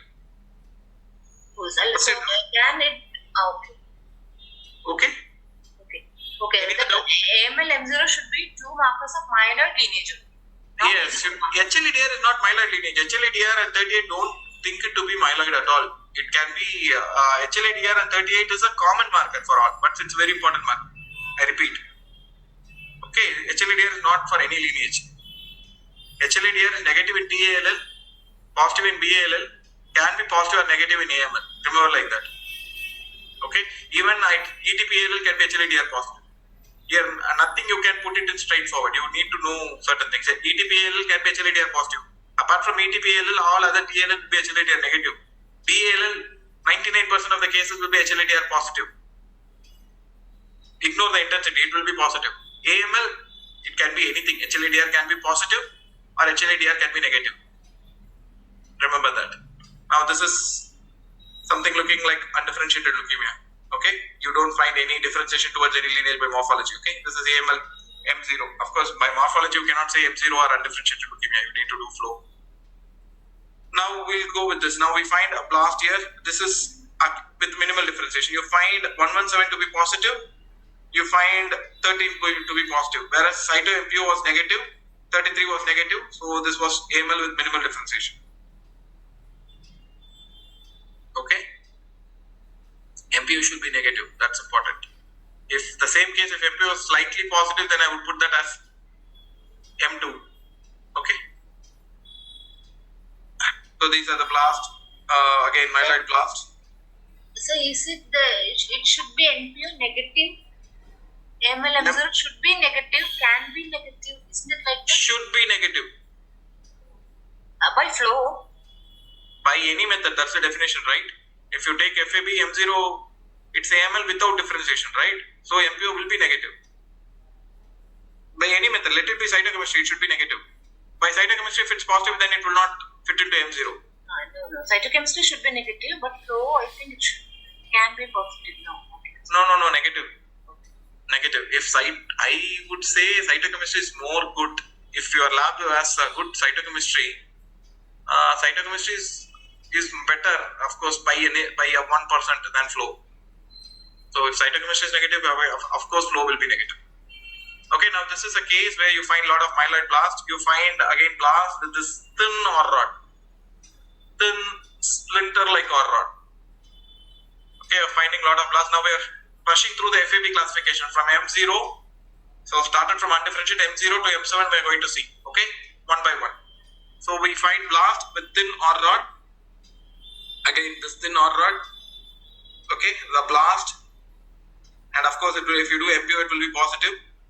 Okay, so this is AML M2. Okay, AML M2 by morphology, because you don't find any other monocytic differentiation, you find good number of blasts, so likely to be M2. Now, how does the flow pattern looks in M2? Of course, you find the blast sitting in the blast region. It is positive for 34 and 117. It is positive to HLA-DR, of course in a slightly dimmer fashion, but however it is positive for HLA-DR. Okay, it is negative for 15. And you find 38 is positive. 38 is positive. 13 is positive in a variable fashion. 33 is positive in a dim fashion. Okay, 13 again, as I said, it's variably positive. 66 negative. It is 64 negative. 33 again in a dim fashion. Okay, now MPO is positive. Okay, I'm not showing the MPO. MPO is positive. MPO should be positive. Okay, so this is a classical case of M2. So you have myeloid markers positive with cytoplasmic MPO. Okay, and very important here is you find there is no monocytic population. So that is the important thing what you need to find. You know monocytic population here. The monocyte region is empty. Okay, see there is, even with 64 I don't find any monocytic population. So this is how phenotype of M2 looks. Okay, now if the same M2, if the same markers, if I'm showing CD19 and CD19 is looking like this. This is a plot from my B tube where you find normal B cells. The green is a normal T cells and the blast is showing 20 negative, but it is variably positive for 19. So what should I do now? MPO is positive. AML translocation 820. Perfect. So you don't give diagnosis like that. You say like AML with aberrant expression of CD19. Okay, then you call the cases with this phenotype is likely to show translocation 821. Hence, confirmation with FISH is suggested. Okay, you give like that. So you also give acute myeloid leukemia. Then you say about the FAB subtyping if you are doing it in marrow, and then you comment on the aberrancies, and then you suggest likely cytogenetic abnormalities if you get a clue from the phenotype. Okay, is that clear? Okay, so Yes. it's AML with translocation 821. If a same case is showing 56 positivity, so the same case, we are seeing the same case, and now in my T tube, okay, where it is showing 56 positivity, a subset of blast is showing CD56 positive, then again you need to give your diagnosis like AML with aberrant expression of CD19 and CD56. Okay, now when you get 56 positivity in cases like this, AML with aberrant CD19 with even 56 positive, those cases tends to have a poorer prognosis. Normally if you find AML with translocation 821 has a better prognosis, okay, compared to other AMLs. But when you find CD56 expression in AMLs with 821, that is an AML with this expressing 19 and 56, that tend to do in a poorer way. The prognosis is poorer for such cases. Okay, that is very important. And similarly, you need to have a look on this 19. This is dim. Always check your lineage, the satisfying criteria for MPAL. So this is very dim, so it doesn't satisfy the criteria for MPAL. When you find the same blast sitting right here as a round homogeneous positivity. Now MPAL will come into picture, that is V bar myeloid. Then you need to give importance for myeloid markers, whether cytoplasmic 79A is positive, whether CD22 is positive. These all has to be given importance. But here it is very dim and only a small subset is encroaching into the 19 positive area. So it is likely to be, and this is how it comes in AML translocation 821. Clear? Sir, if we say that 36 is positive and we are indicating and we are poor prognostic one, so do they do any additional addition in the treatment or? Basically, I don't know the protocol as such, to be honest. So I given soft signal that it can perform badly, so they know what to be done. In case if they want to have a more severe regimen, and they can take it for transplant, that is the important thing. But your clinician has to believe you, that is important. Whatever you're putting on the report, he has to believe you. So if in case if there is a chance for a transplant, then they can start searching for a donor by then. Say this case, as per the report, is known to do badly. So let's start with the induction, and simultaneously we can search for a donor for BMT. That is one way. Or the other way is, if they have an option of adding one more drug to make it more intense, they can do that. And most of the people, what they do is they'll keep that in mind and they will check during induction assessment, MRD assessment. If it is positive at that time, then they will definitely augment your treatment, or they will search for a donor, either an haplo or either a matched unrelated or something like that. They'll start searching in the registry for catching up a donor. That can be done. Now this is a case, classic. Just one doubt, sir. Yes. This M1 and M2 is usually by morphology only, no? Or by flow, we can say if it is M1 or M2? Yes, most likely by morphology. Yes, likely by morphology. Yes. That's why I didn't discuss M1. I discussed acute undifferentiated M0 and directly M2. M1 is more likely morphology. I have never seen, so I don't subtype it as M1 or M2.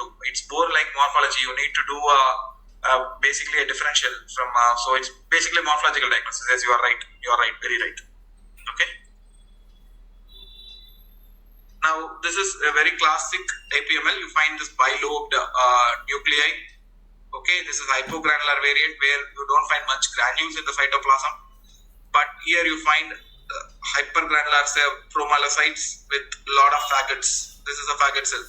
Now, I told you about NPM1 mutated AML. Sometimes that looks like this.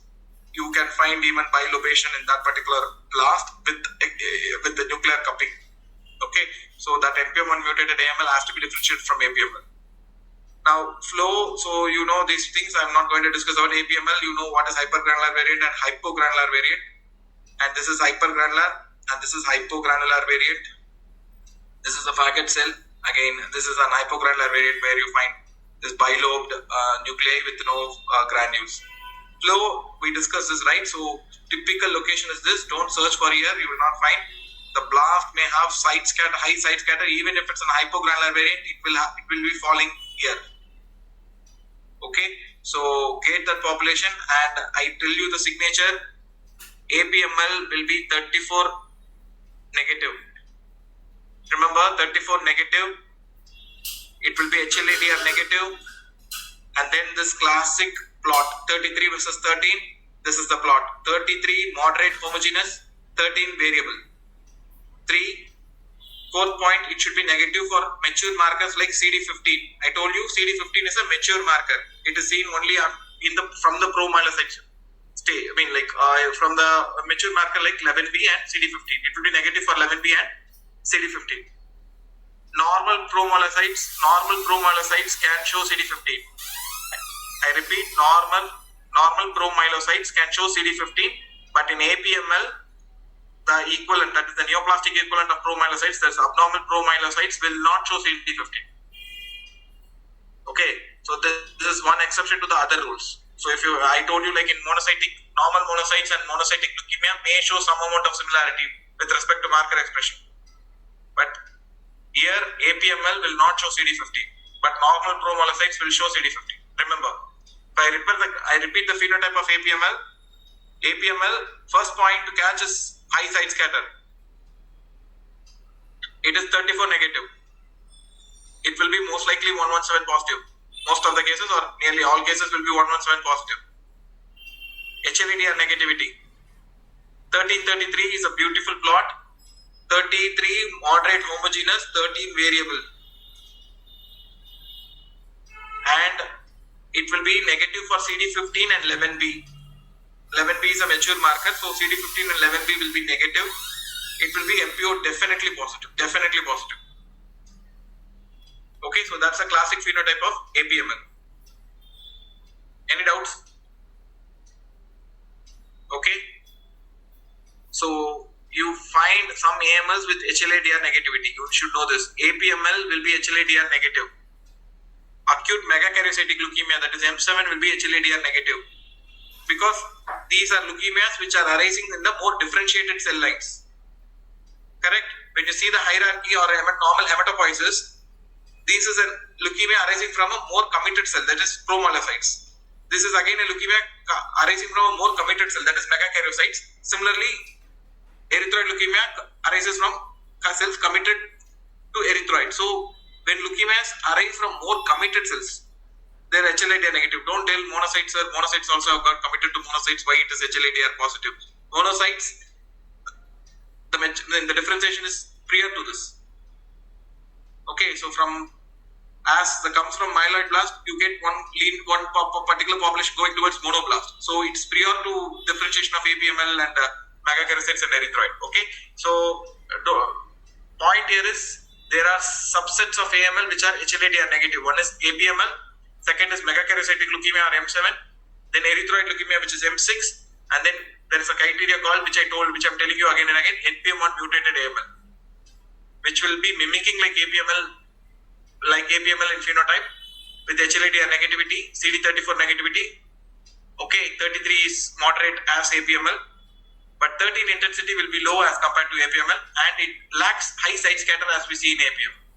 So that is how you differentiate NPM1 mutated AML from APML. Sir, NPM1, can you explain what it is? Sorry? NPM1 mutated AML. NPM1 mutated AML mimics like APML by inflow. Okay, the things which are matching with APML is even that will be CD34 negative, even that will be HLA-DR negative, even that will be CD33 moderate positive.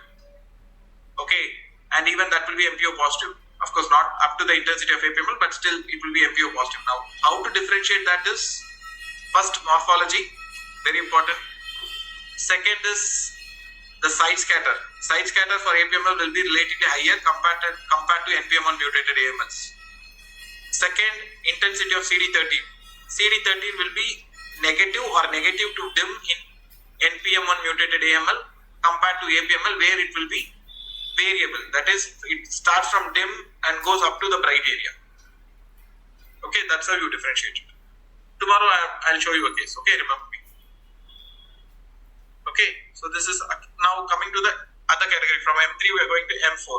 M4, again you will find myeloid blast, and along with the myeloid blast you find monocytic populations like this. 1, 2, okay, even this. Okay, so you find monocytic population along with the blast. So when you find blast along with monocytic population and myeloid population, then it is acute myelomonocytic leukemia, which is M4. Okay, similarly you see the morphology: monocytic cells, myeloid cells, and you find blast. Again, these are all monocytes. Okay, so again you can use dual stress staining if you have a good cytochemistry with you. But flow, how does it look? Flow, you find the blast population in the blast region, and you also find a monocyte population in the monocyte region. Here you find there is a blast population in the blast region, red color, and a blue population which is monocytes. You see the blast here.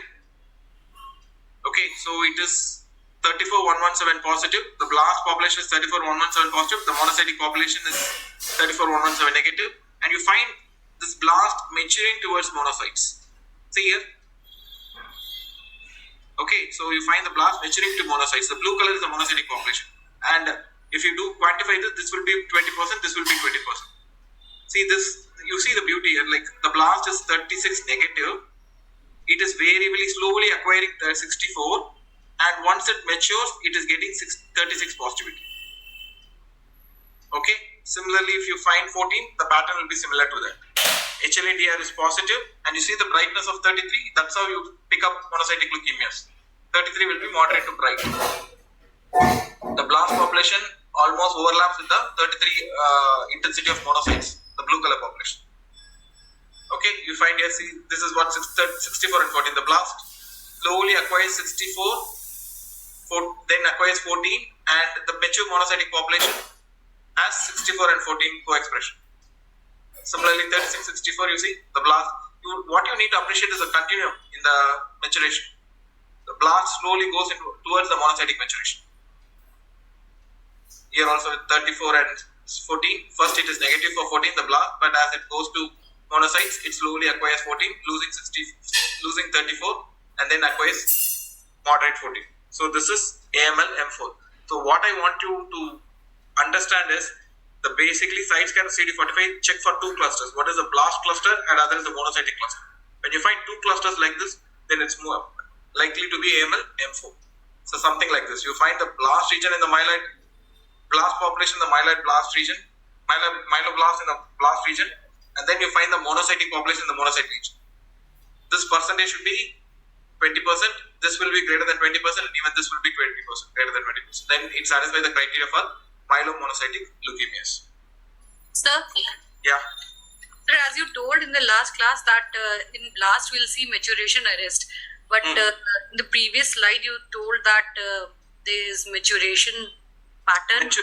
Maturation pattern means there is a maturation arrest towards one lineage. Okay, Yes. so that is like you will not find the divergent differentiation happening in normal hematopoiesis. Here you find an arrest towards one particular lineage. So that is the difference.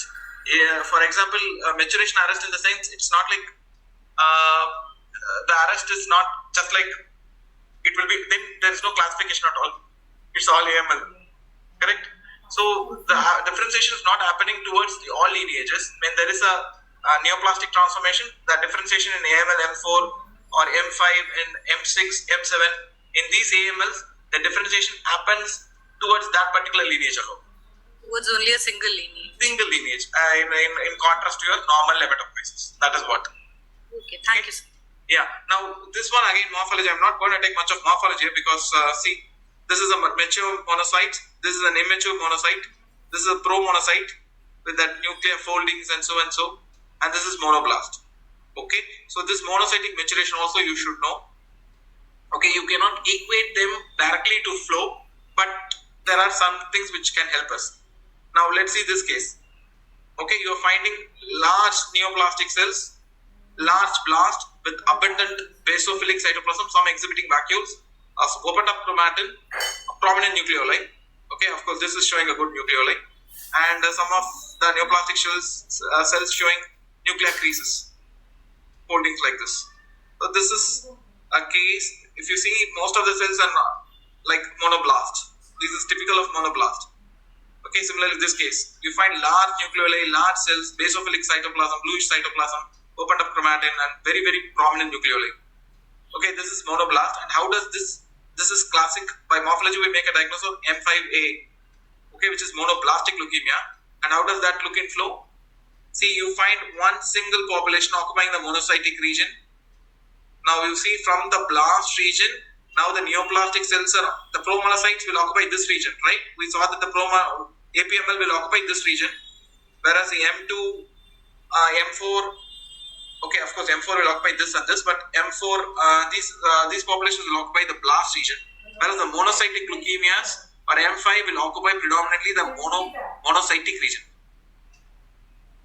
this region. And when you check the markers, if it's monoblastic leukemia, that is M5A, it will be positive for precursor marker, like CD117 or even 34. Okay, that's how you differentiate monoblastic leukemia from a monocytic leukemia. Okay, so you have 34 positive and 117 positive. It will be positive for monocytic markers as we saw. So monocytic markers like CD64 It can be positive. It will be positive for monocytic marker 11C. It will be positive for 36. It will be positive for 11C, CD4. CD4 also positive. 14, as I said, is a mature marker, so it can show 14, but not as an entire population, but a small subset of the blast. Okay, here also you find that is positive, and HLA-DR can be negative in abnormal monocytic leukemias. Okay, so don't expect like HLA-DR will be always positive in M5. It can be negative. In fact, HLA-DR can be negative in AMLs. HLA-DR, if it is positive, positive. If it is negative, is negative. So you never consider that like in TALL it should be HLA-DR negative, BALL it should be HLA-DR positive. No strict criteria for HLA-DR applies to AML. Okay, so only with HLA-DR you cannot decide anything. Okay, again 33 you see the positivity, moderate positive, again monocytic lineage. So when you find expanded blast population expressing 34117 sitting in the monocytic region with monocytic markers, I repeat, CD64, CD36, CD33 bright positive, CD4 positive, 11B, 11C positive, and even 14. A part of it or the complete population is 14 positive or completely negative. It is M5. Okay, it is monoblastic leukemia. On the other hand, you find a population like this in morphology where you don't find monoblast but pro-monocytes completely, pro-monocytes and monocytes population as the predominant neoplastic cells.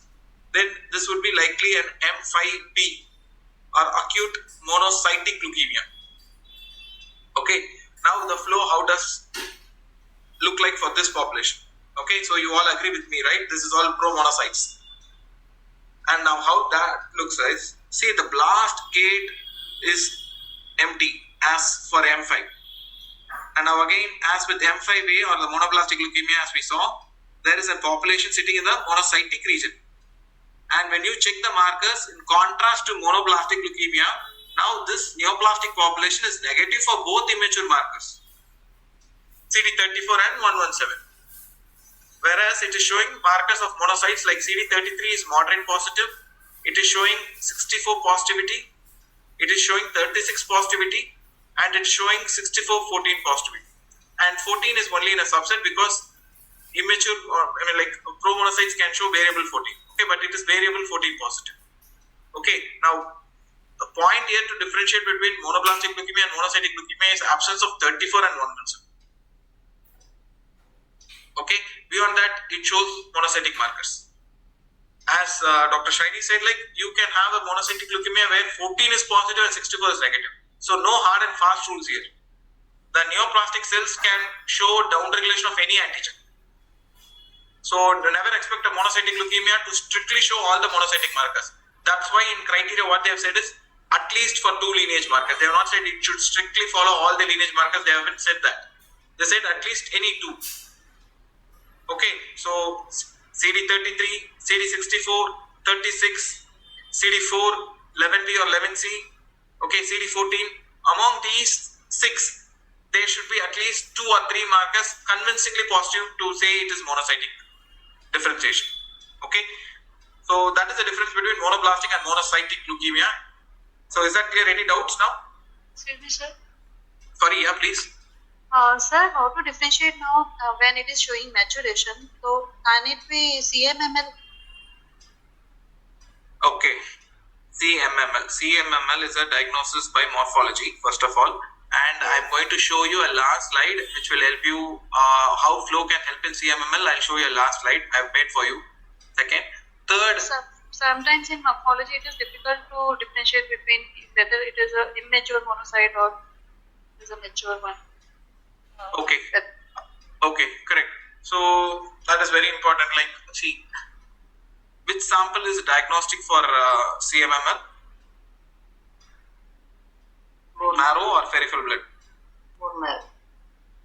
Peripheral blood is my point. Now, peripheral blood showing dysplasia in neutrophils.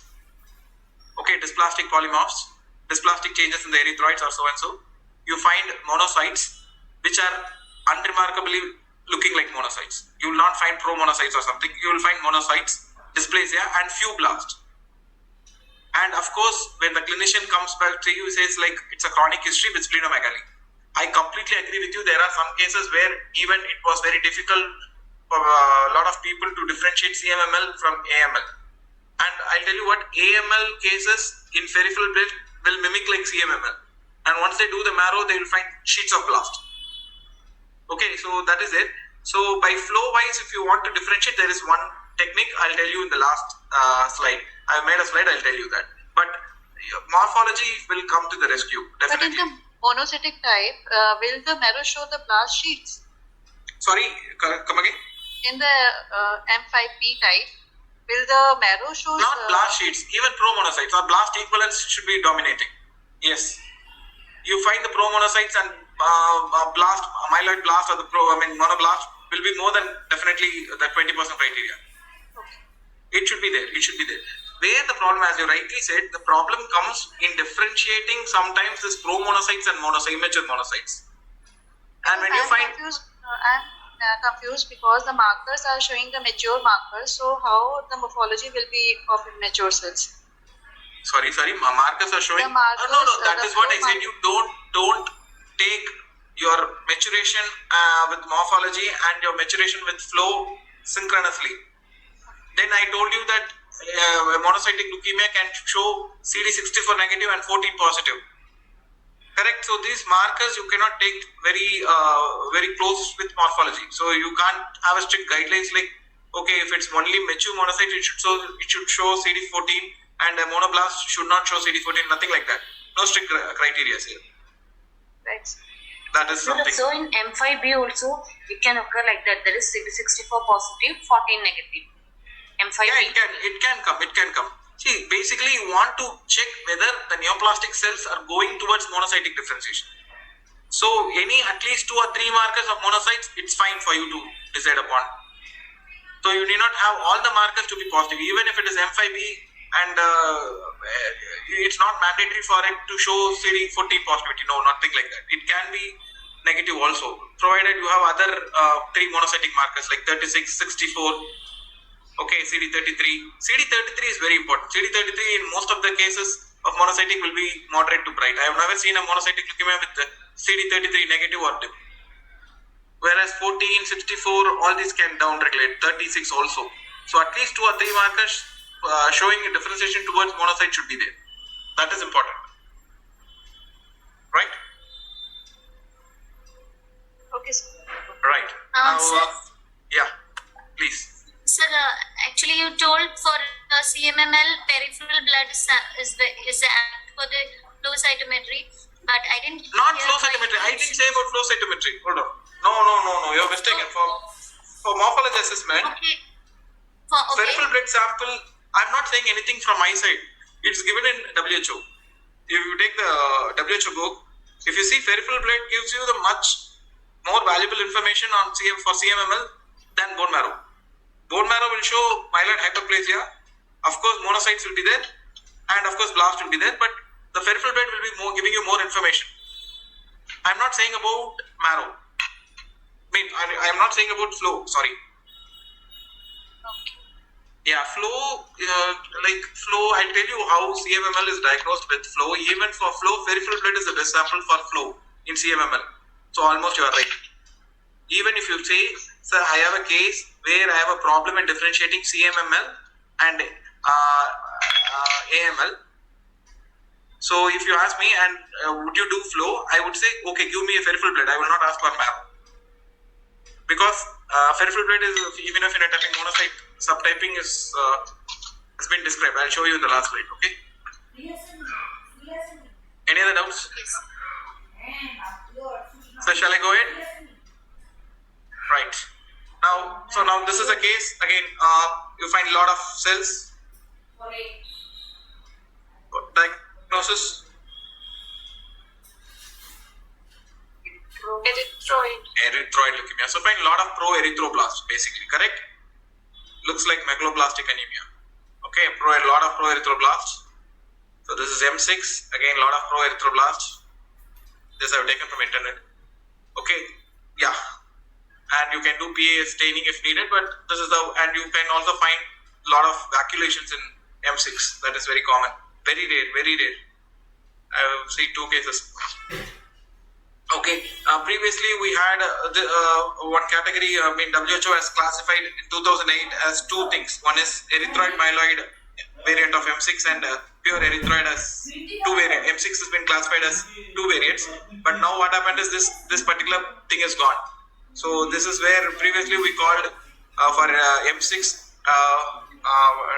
of this type, erythroid myeloid, you should find 20% blast and greater than 50% erythroid cells, pro-erythroid cells. Now what happened is they have taken this and they have put this category under MDS with erythroid dominance. Okay, so we have left with only one thing which is satisfies for M6 erythroleukemia, where you find greater than 80% erythroid precursors in the marrow. Okay, greater than 80% in the erythroid precursors in the marrow, out of which 30% should be pro-erythroblast. That is also important. Now, this is a typical M6. You find, see, still now CD45 we were looking in this area, which is the blast region, or if it is a monocytic leukemia, we were looking in this particular region. Acute monocytic leukemia or M5, we were looking the blast in this particular region, or if it is other types, we are looking in the blast region, right? Now, erythroleukemia, you typically find the blast in the CD45 negative or the dim region. It will be CD34 negative, okay? It will is 117 positive. HLA-DR is negative. Remember, I told you this, right? HLA-DR is negative. CD36, see the intensity, bright positive. CD36, it is negative for myeloid markers 13 and 33. Sometimes it can positive for 33, but here it's 13, 33 negative. Okay, so this is a classic phenotype of M6. So 45, so I told you, right? M6, M7, remember triple negative. 34 negative, HLA-DR negative, cyto-MPO negative. And of course 45 can also be likely negative. Okay, so 45 negative, 34 negative, 117 is positive, HLA-DR is negative, 36 is bright, and 1333 negative. Okay, so markers showing erythroid differentiation, you can use 2 markers, 235A, 71 and 36. 36 can be positive and again megakaryocytic, monocytic and so many things. So 235A and 71 should be used to confirm it's differentiating towards erythroid. If you want me to select one among them, I would select CD71. Okay, so as I told you, this all will be negative. 33 can be positive sometimes. Okay, so again, these cases should be interpreted with the light of morphology. It's very important. Okay, and now we are coming to the last subtype where we find blast with cytoplasmic blips. Okay, so everyone says that's M7, very classic. So you find this cytoplasmic blips in megakaryocytic leukemias. Okay, and now flow, same, CD45 is dimmer. In rare cases it can be negative. Again, it should be 34 negative. See this case, just this is a different case. Okay, 34 more likely to be negative, but some cases can be 34 positive. HLA-DR is negative. Okay, 33 is positive in M7, can be, again, it can be positive in M7. And MPO, by definition, it should be negative. MPO should be negative. Megakaryocytes will not show MPO positivity, so MPO will be negative. And again, 2 megakaryocytic markers, 41 and 61, should be positive. Okay, and as per the textbook, it would be said like you should do a cytoplasmic staining when you're doing a megakaryocytic marker, because if you do surface staining, the platelets sticking on the blast surface can show positivity, false positivity. So you always do a cytoplasmic staining. Okay, so see, this is a case of us where it's showing the blast is showing CD41 positive and CD61 positive, confirming it's a megakaryocytic leukemia. Okay, so when you're finding blast showing CD56 positive, so this is very important slide again. CD56 positive, 4 positive, 36 positive. Okay, now it could be, as we discussed earlier, it could be M5, that is monocytic leukemia. So how to differentiate this? Monocytic leukemia will be HLA-DR positive. It is 123 negative or dim, and again MPO will be positive or rarely negative. Okay, so that is how we take M5 up, and again, as I said you, it will all the monocytic markers. Some of the monocytic markers should be positive. Off. Okay, either it should be 64 positive, or it should be, so for example, 14 positive, or it should be 11B positive. It should be 4 positive, or 33 should be bright. Whereas if it is not showing any monocytic markers, and if it is showing 123 bright with MPO negativity, then you need to think about BPDCA. Okay, plastic plasmacytoid dendritic cell neoplasm. With the same 3 combination, and if it is not showing 123 bright, and if it is not showing monocytic markers, then finally please do megakaryocytic markers 41 and 61. It can be positive. If it is positive, then it becomes acute megakaryocytic leukemia. Okay, yes. Again, a subset of acute megakaryocytic leukemia, normally megakaryocytic leukemia will be 36 positive. Okay, if it is 36 negative, then that particular phenotype is called RAM phenotype AMKL. Okay, RAM phenotype acute megakaryocytic leukemia, which carries a worse prognosis. See, I am covering all the things because I don't want you to miss anything. If this is a bit beyond advanced, but still I just want to tell you this. Okay, so always check when you have a positivity myeloid leukemia or a blast population showing CD56 positive, 4 positive, and CD36 positive. Okay, always you need to differentiate among these 3 entities. I repeat, AML-M5 will show positivity to monocytic markers, and it will be MPO positive, and it will be 123 negative or dim. If it is not showing any monocytic markers positivity, and if it is 123 bright and MPO negative, go for it is likely BPDCA. If it is 123 negative or dim again, and you are finding all monocytic markers to be negative, and it is showing morphologically some cytoplasmic blips, it is 45 in the negative area, it is 34 negative, HLA-DR negative, then you do megakaryocytic markers 41 and 61. Okay, because megakaryocytic leukemias can show this 56 and 4 positivity. However, but erythroid leukemia will not show. So when you are finding this combination, always do this. And in megakaryocytic leukemias, if 36 is negative and 56 is positive, that particular phenotype is labeled as RAM phenotype. Okay, and that carries a very worse prognosis. Okay, so I just want to say you that. I just told you that. So by flow cytometry, of course, you can comment on the prognosis. As I told you, RAM phenotype AML has a poorer prognosis. APML with expression of CD56 has a poorer prognosis. Translocation 821 AML with expression of CD56 again carries a poor prognosis. I told you this. So CD56, keep a watch on. If your blast is expressing CD56, check on that. Okay, it could be either one of these or it could be a poorer prognostic category. So CD56 is very important. And again, if you do flow and you find it to be MPAL, again it carries a relatively poorer prognosis. Now the point what I want to say is these phenotypes which are likely to behave bad is diagnosed only by flow and not by any other modalities.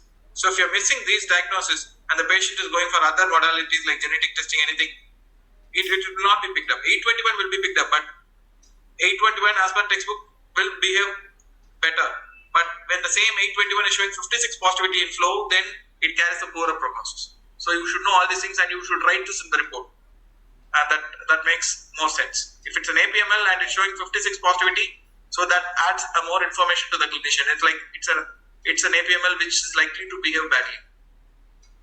Okay. Again, RAM phenotype AML, I told you. RAM phenotype acute megakaryocytic leukemias. Okay. So role of flow cytometry in CML. This was a question asked some time back. So I'll tell you that. So see, CML, the role of flow is very limited. I'm covering CML because it's part of myeloid, so I'm just covering it in this lecture. CML, normally we do flow when the CML is in accelerated phase or in the blast crisis. When the blast is greater than 10%, okay, and I want to check what is the lineage of the blast, I do flow for CML cases. For example, if that is of B lymphoid lineage, then we can directly take it as blast crisis. And similarly, when the blast is beyond 20%, okay, we need to do flow because now the CML has transformed to AML, that is blast crisis. So then flow comes into role. Now, some cases where we do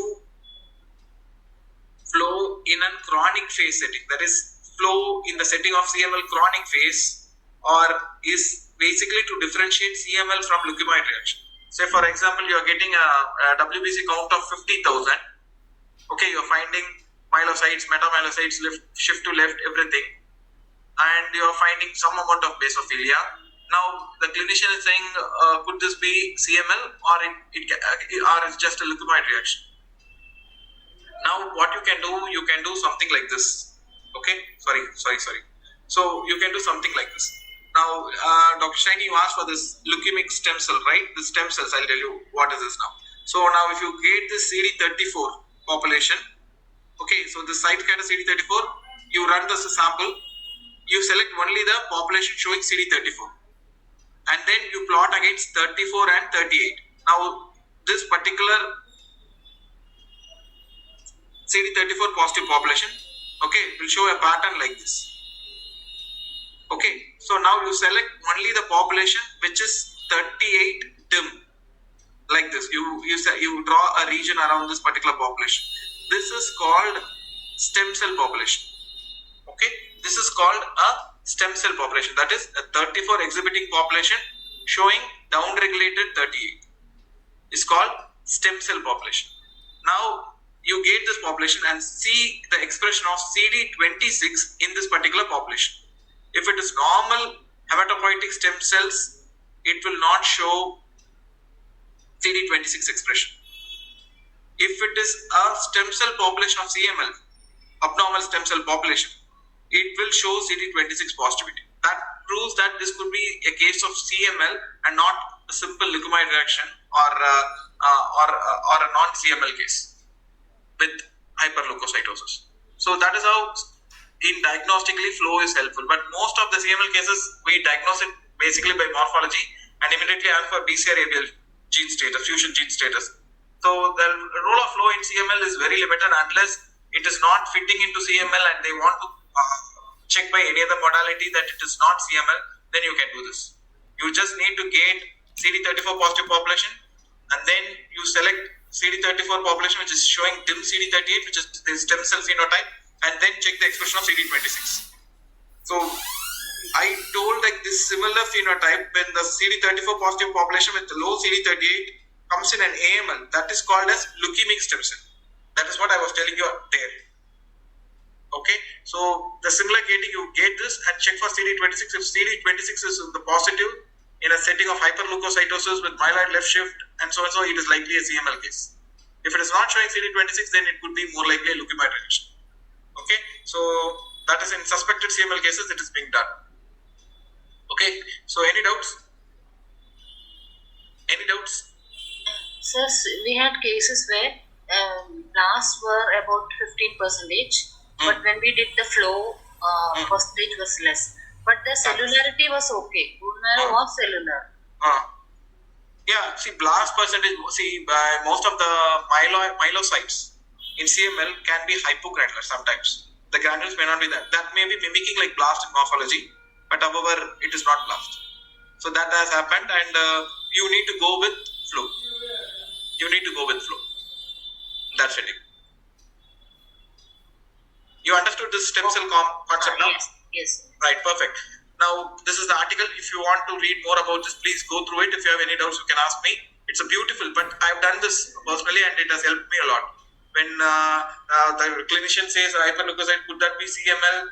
And it's a cat on the wall case where basophilia is not there and not typically fitting with CML by morphology. We have done this and we have ruled out the diagnosis of CLL confidently. Okay, again, now coming to CMML. Okay, so that is one more question what was raised. I know these questions would crop up, so I just added this slide. So again, for differentiating CMML from AML, the sample which is needed to do flow is peripheral blood, not marrow. What we are doing in peripheral blood is differentiating the monocytes into three subsets. One is a classical subset, one is the intermediate monocyte subset, and other is non-classical monocyte subset, based on two markers, which is CD16 and CD14. Okay, so we get the complete monocyte population and we get it across CD16 and 14. Now you get three populations. One is CD14 positive, 16 negative population, which is classical monocytes. The other population is CD16 positive, 14 positive, intermediate monocytes. And third is a CD14 negative and 16 positive non-classical monocytes. Now, how does this help in differentiating CMML from reactive monocytosis and other monocytic thing is that in CMML, this classical monocytes will be greater than 94%. So, mark my words, in classical CMML, this classical monocytes, which is CD14 positive and 16 negative, will be greater than 94%. Okay? If it is less than 94%, it is not a case of CMML. It should be likely other causes of monocytosis, which could be AML, or it could be reactive monocytosis, or anything else. Okay, so that is how you differentiate a CMML from reactive monocytosis in peripheral blood, or a CMML versus AML in peripheral blood. Okay, so peripheral blood, to me, peripheral blood is the most. If they ask me, we have a case of CMML, what sample you want? I would say, of course, marrow should follow, but initial sample I would prefer is peripheral blood because I can have a better look of morphology as well as I can do flow on the peripheral blood. Okay, there may be difference of opinion, but this is my point, and that is what given in WHO also.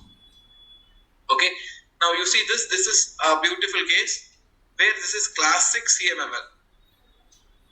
You find this typical classic monocytes among the all monocyte population constitute 98.1%, which is diagnostic of CMML. Whereas in reactive monocytes and monocytes of other causes, you find a decreased classical monocytes and increased intermediate monocytes. And this is healthy control where in a normal healthy population, if you do it for you or me, it would be around 87.7% classical monocytes. The other subsets may be intermediate and non-classical. But in CMML, this is the population which is high. It should be greater. It will be greater than 94% if it's a classic case of CMML. But to put it across this population, you need to purify your monocytes perfectly before putting in 16-14 plot. That is important. If you're not purifying the monocytes and you're putting with granulocytes, then that becomes a mess. Okay, so we come to the conclusion, and one slide which was misplaced is this. Of course, if you want to give some personalized treatment, as we discussed, immunotherapy. For example, if you want to give a drug called gemtuzumab ozogamicin, okay, which is an anti-CD33, you can see the expression of CD33 in the myeloid blast, the diagnostic, and you can give this drug. So this drug is something like a is sold under the brand name of Mylotar, where it has anti-CD33 antibody along with calcicamin. So this goes and binds to leukemic cells exhibiting CD33, binds, it gets internalized, and this particular calcicamin can break the DNA and kill the cell. So again, to give a personalized treatment, flow is used, as with CD19 and other targeted therapy what we have seen. So we come to the conclusion. Any doubts now? So tomorrow I will show you some cases. Please, yes. Sir, in this AML with AMML, myelomonocytic leukemia. AML versus CMML, right? Yes. So how you said AMML. Yes. No. AML. So what is your question? AMML. That is myelomonocytic versus CMML. Okay. Acute myelomonocytic leukemia versus CMML. Okay. How to differentiate them? What's it now? AML. 14-16 plot. Yeah, that's what I said to you now. See, in intermediate monocytes will be more. Yeah, intermediate monocytes will be. But the other monocytes, I don't say intermediate. This classical monocytes will not be greater than 94% in AMML. Acute myelomonocytic leukemia. Acute myelomonocytic leukemia. This classical monocytes will not be greater than 94%. That is the point. Then, so the CD16 it is for neutrophils and monocytes. So when we are buying, I didn't say it's for monocytes. Who said it's for monocytes? No, sir. When we are buying the CD16, whether we should specify anything, since we don't have CD16 now. If you want to use this particular panel for confirming a CMML, or you need to use it. If you want to study MDL, CD16 is useful. No, AMML versus CMML, the CD16, is there any specific clone or like that for neutrophils? No, nothing like a clone. Nothing like a clone. If you want a clone, you go through this paper. I'll share it in the group. This paper is there from. I'll share it with. I don't remember his name. It starts with. I'll share it with you. So that's nothing like clone. It's basically assay for monocyte subtyping. So that will help you. And of course, you can't directly depend on flow. Acute myelomonocytic leukemia. Of course, you will find more blast and that is there. Yeah. If there may be some case where your blast is not crossing 20% either in the peripheral blood nor in the marrow, neither in the peripheral blood nor in the marrow, then this may come for rescue. Yeah, so some Provided cases there is doubt whether it is abnormal monocytes or pro-monocytes. One or two cases. Then you can try this. Yeah. This will help you. Yeah. This has helped me, and definitely this is a good assay. It will help you. But again, I'm telling you, before posting that monocyte population in this 1614 plot, you have to purify the monocytes well. So that is important. But this will work well. Many people have published these papers. You can just check with monocyte subtyping in CMML cases. A lot of papers have been published. I'll push one paper in the group so that you can have some idea on this. Sir, one thing, sir. Yes, please. Sir, this particular article is for differentiating CMML versus reactive monocytosis. Yes, correct. See, reactive. It's not like. I am asking if it is acute monocytic leukemia, and I'll tell you. I'll tell you what. Just listen to my question, Yes. sir, please. Yes. If it is many a time morphologically become difficult to differentiate whether they are pro-monocyte or immature monocytes. So how on flow we can differentiate apart from this 14-16 plot? Yeah, I agree, but the point is, this is not only for reactive monocytosis. It can work well for when you are differentiating a CMML from other monocytic leukemias also, like AMML as we asked. It is not very specific to differentiate reactive monocytes. Of course, the picture here shows reactive monocytosis, but when you do AML, acute myelomonocytic leukemia, pro-monocytes, you will find more of population sitting here. It will not be completely sitting in this area, or you can find some population falling in this area. So you need to gauge and check the concentration of this classic monocyte population. And when it is greater than 94%, okay, it is more indicative of CMML. Okay, it is not just, Like in 14 TR plot you have shown in one of the slide. If it is a acute monocytic leukemia, more will be TR positive, less will be 14 positive. Correct. So it will not fall here, right? Yes, sir. Correct. That's what. Now and 14. Yeah, please. Tell me, sir. No, you take this point very clear. Now you have a case where you are finding it difficult. You see in the peripheral blood, it looks like there are some blasts and there are monocytes. Now you cannot take up a call whether it is a monocytic leukemia, whether chronic or acute. Okay. Now the marrow is being done. Marrow is not showing blast greater than 20%. Okay. Now when such cases comes, now you can use this particular assay. Now this assay is very simple. You need to purify the monocytes by sequential gating, and once the monocytes have been segregated, put it across the CD16 and 14 plot.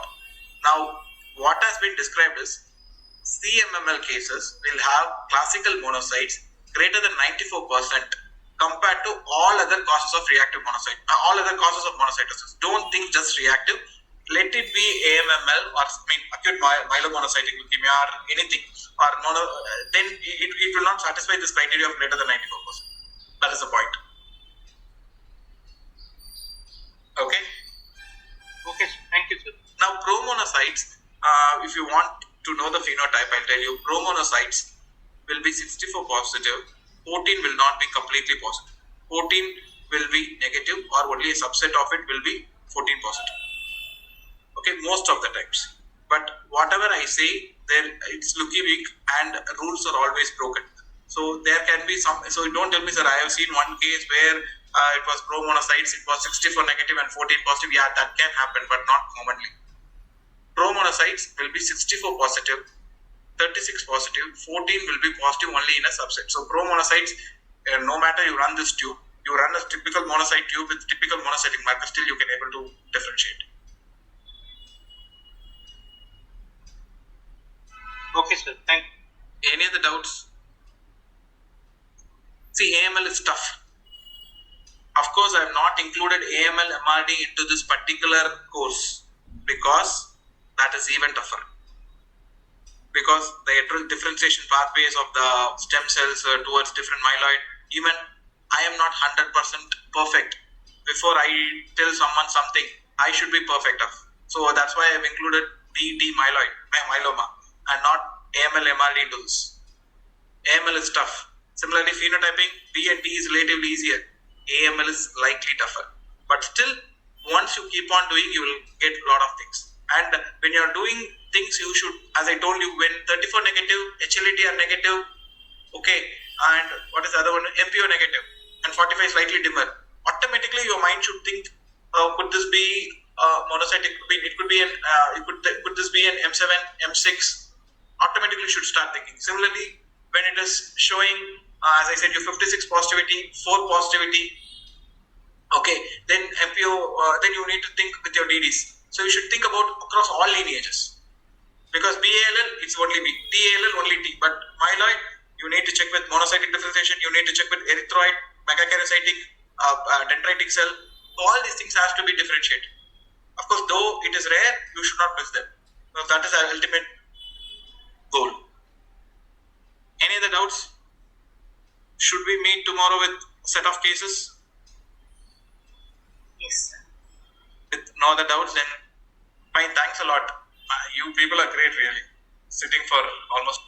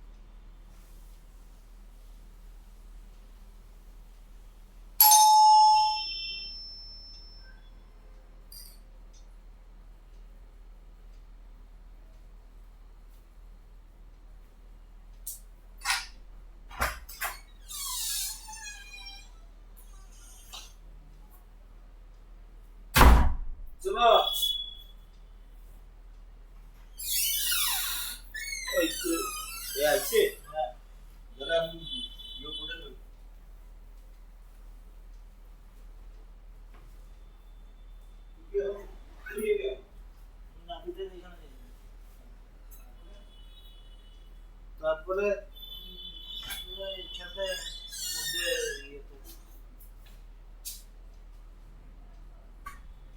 আচ্ছা আমাদের আমাদের এখানে দিয়াও তারপরে তোমাদের নিয়ে যাবো না তুমি আরামসে রেডি হও হ্যাঁ শোনো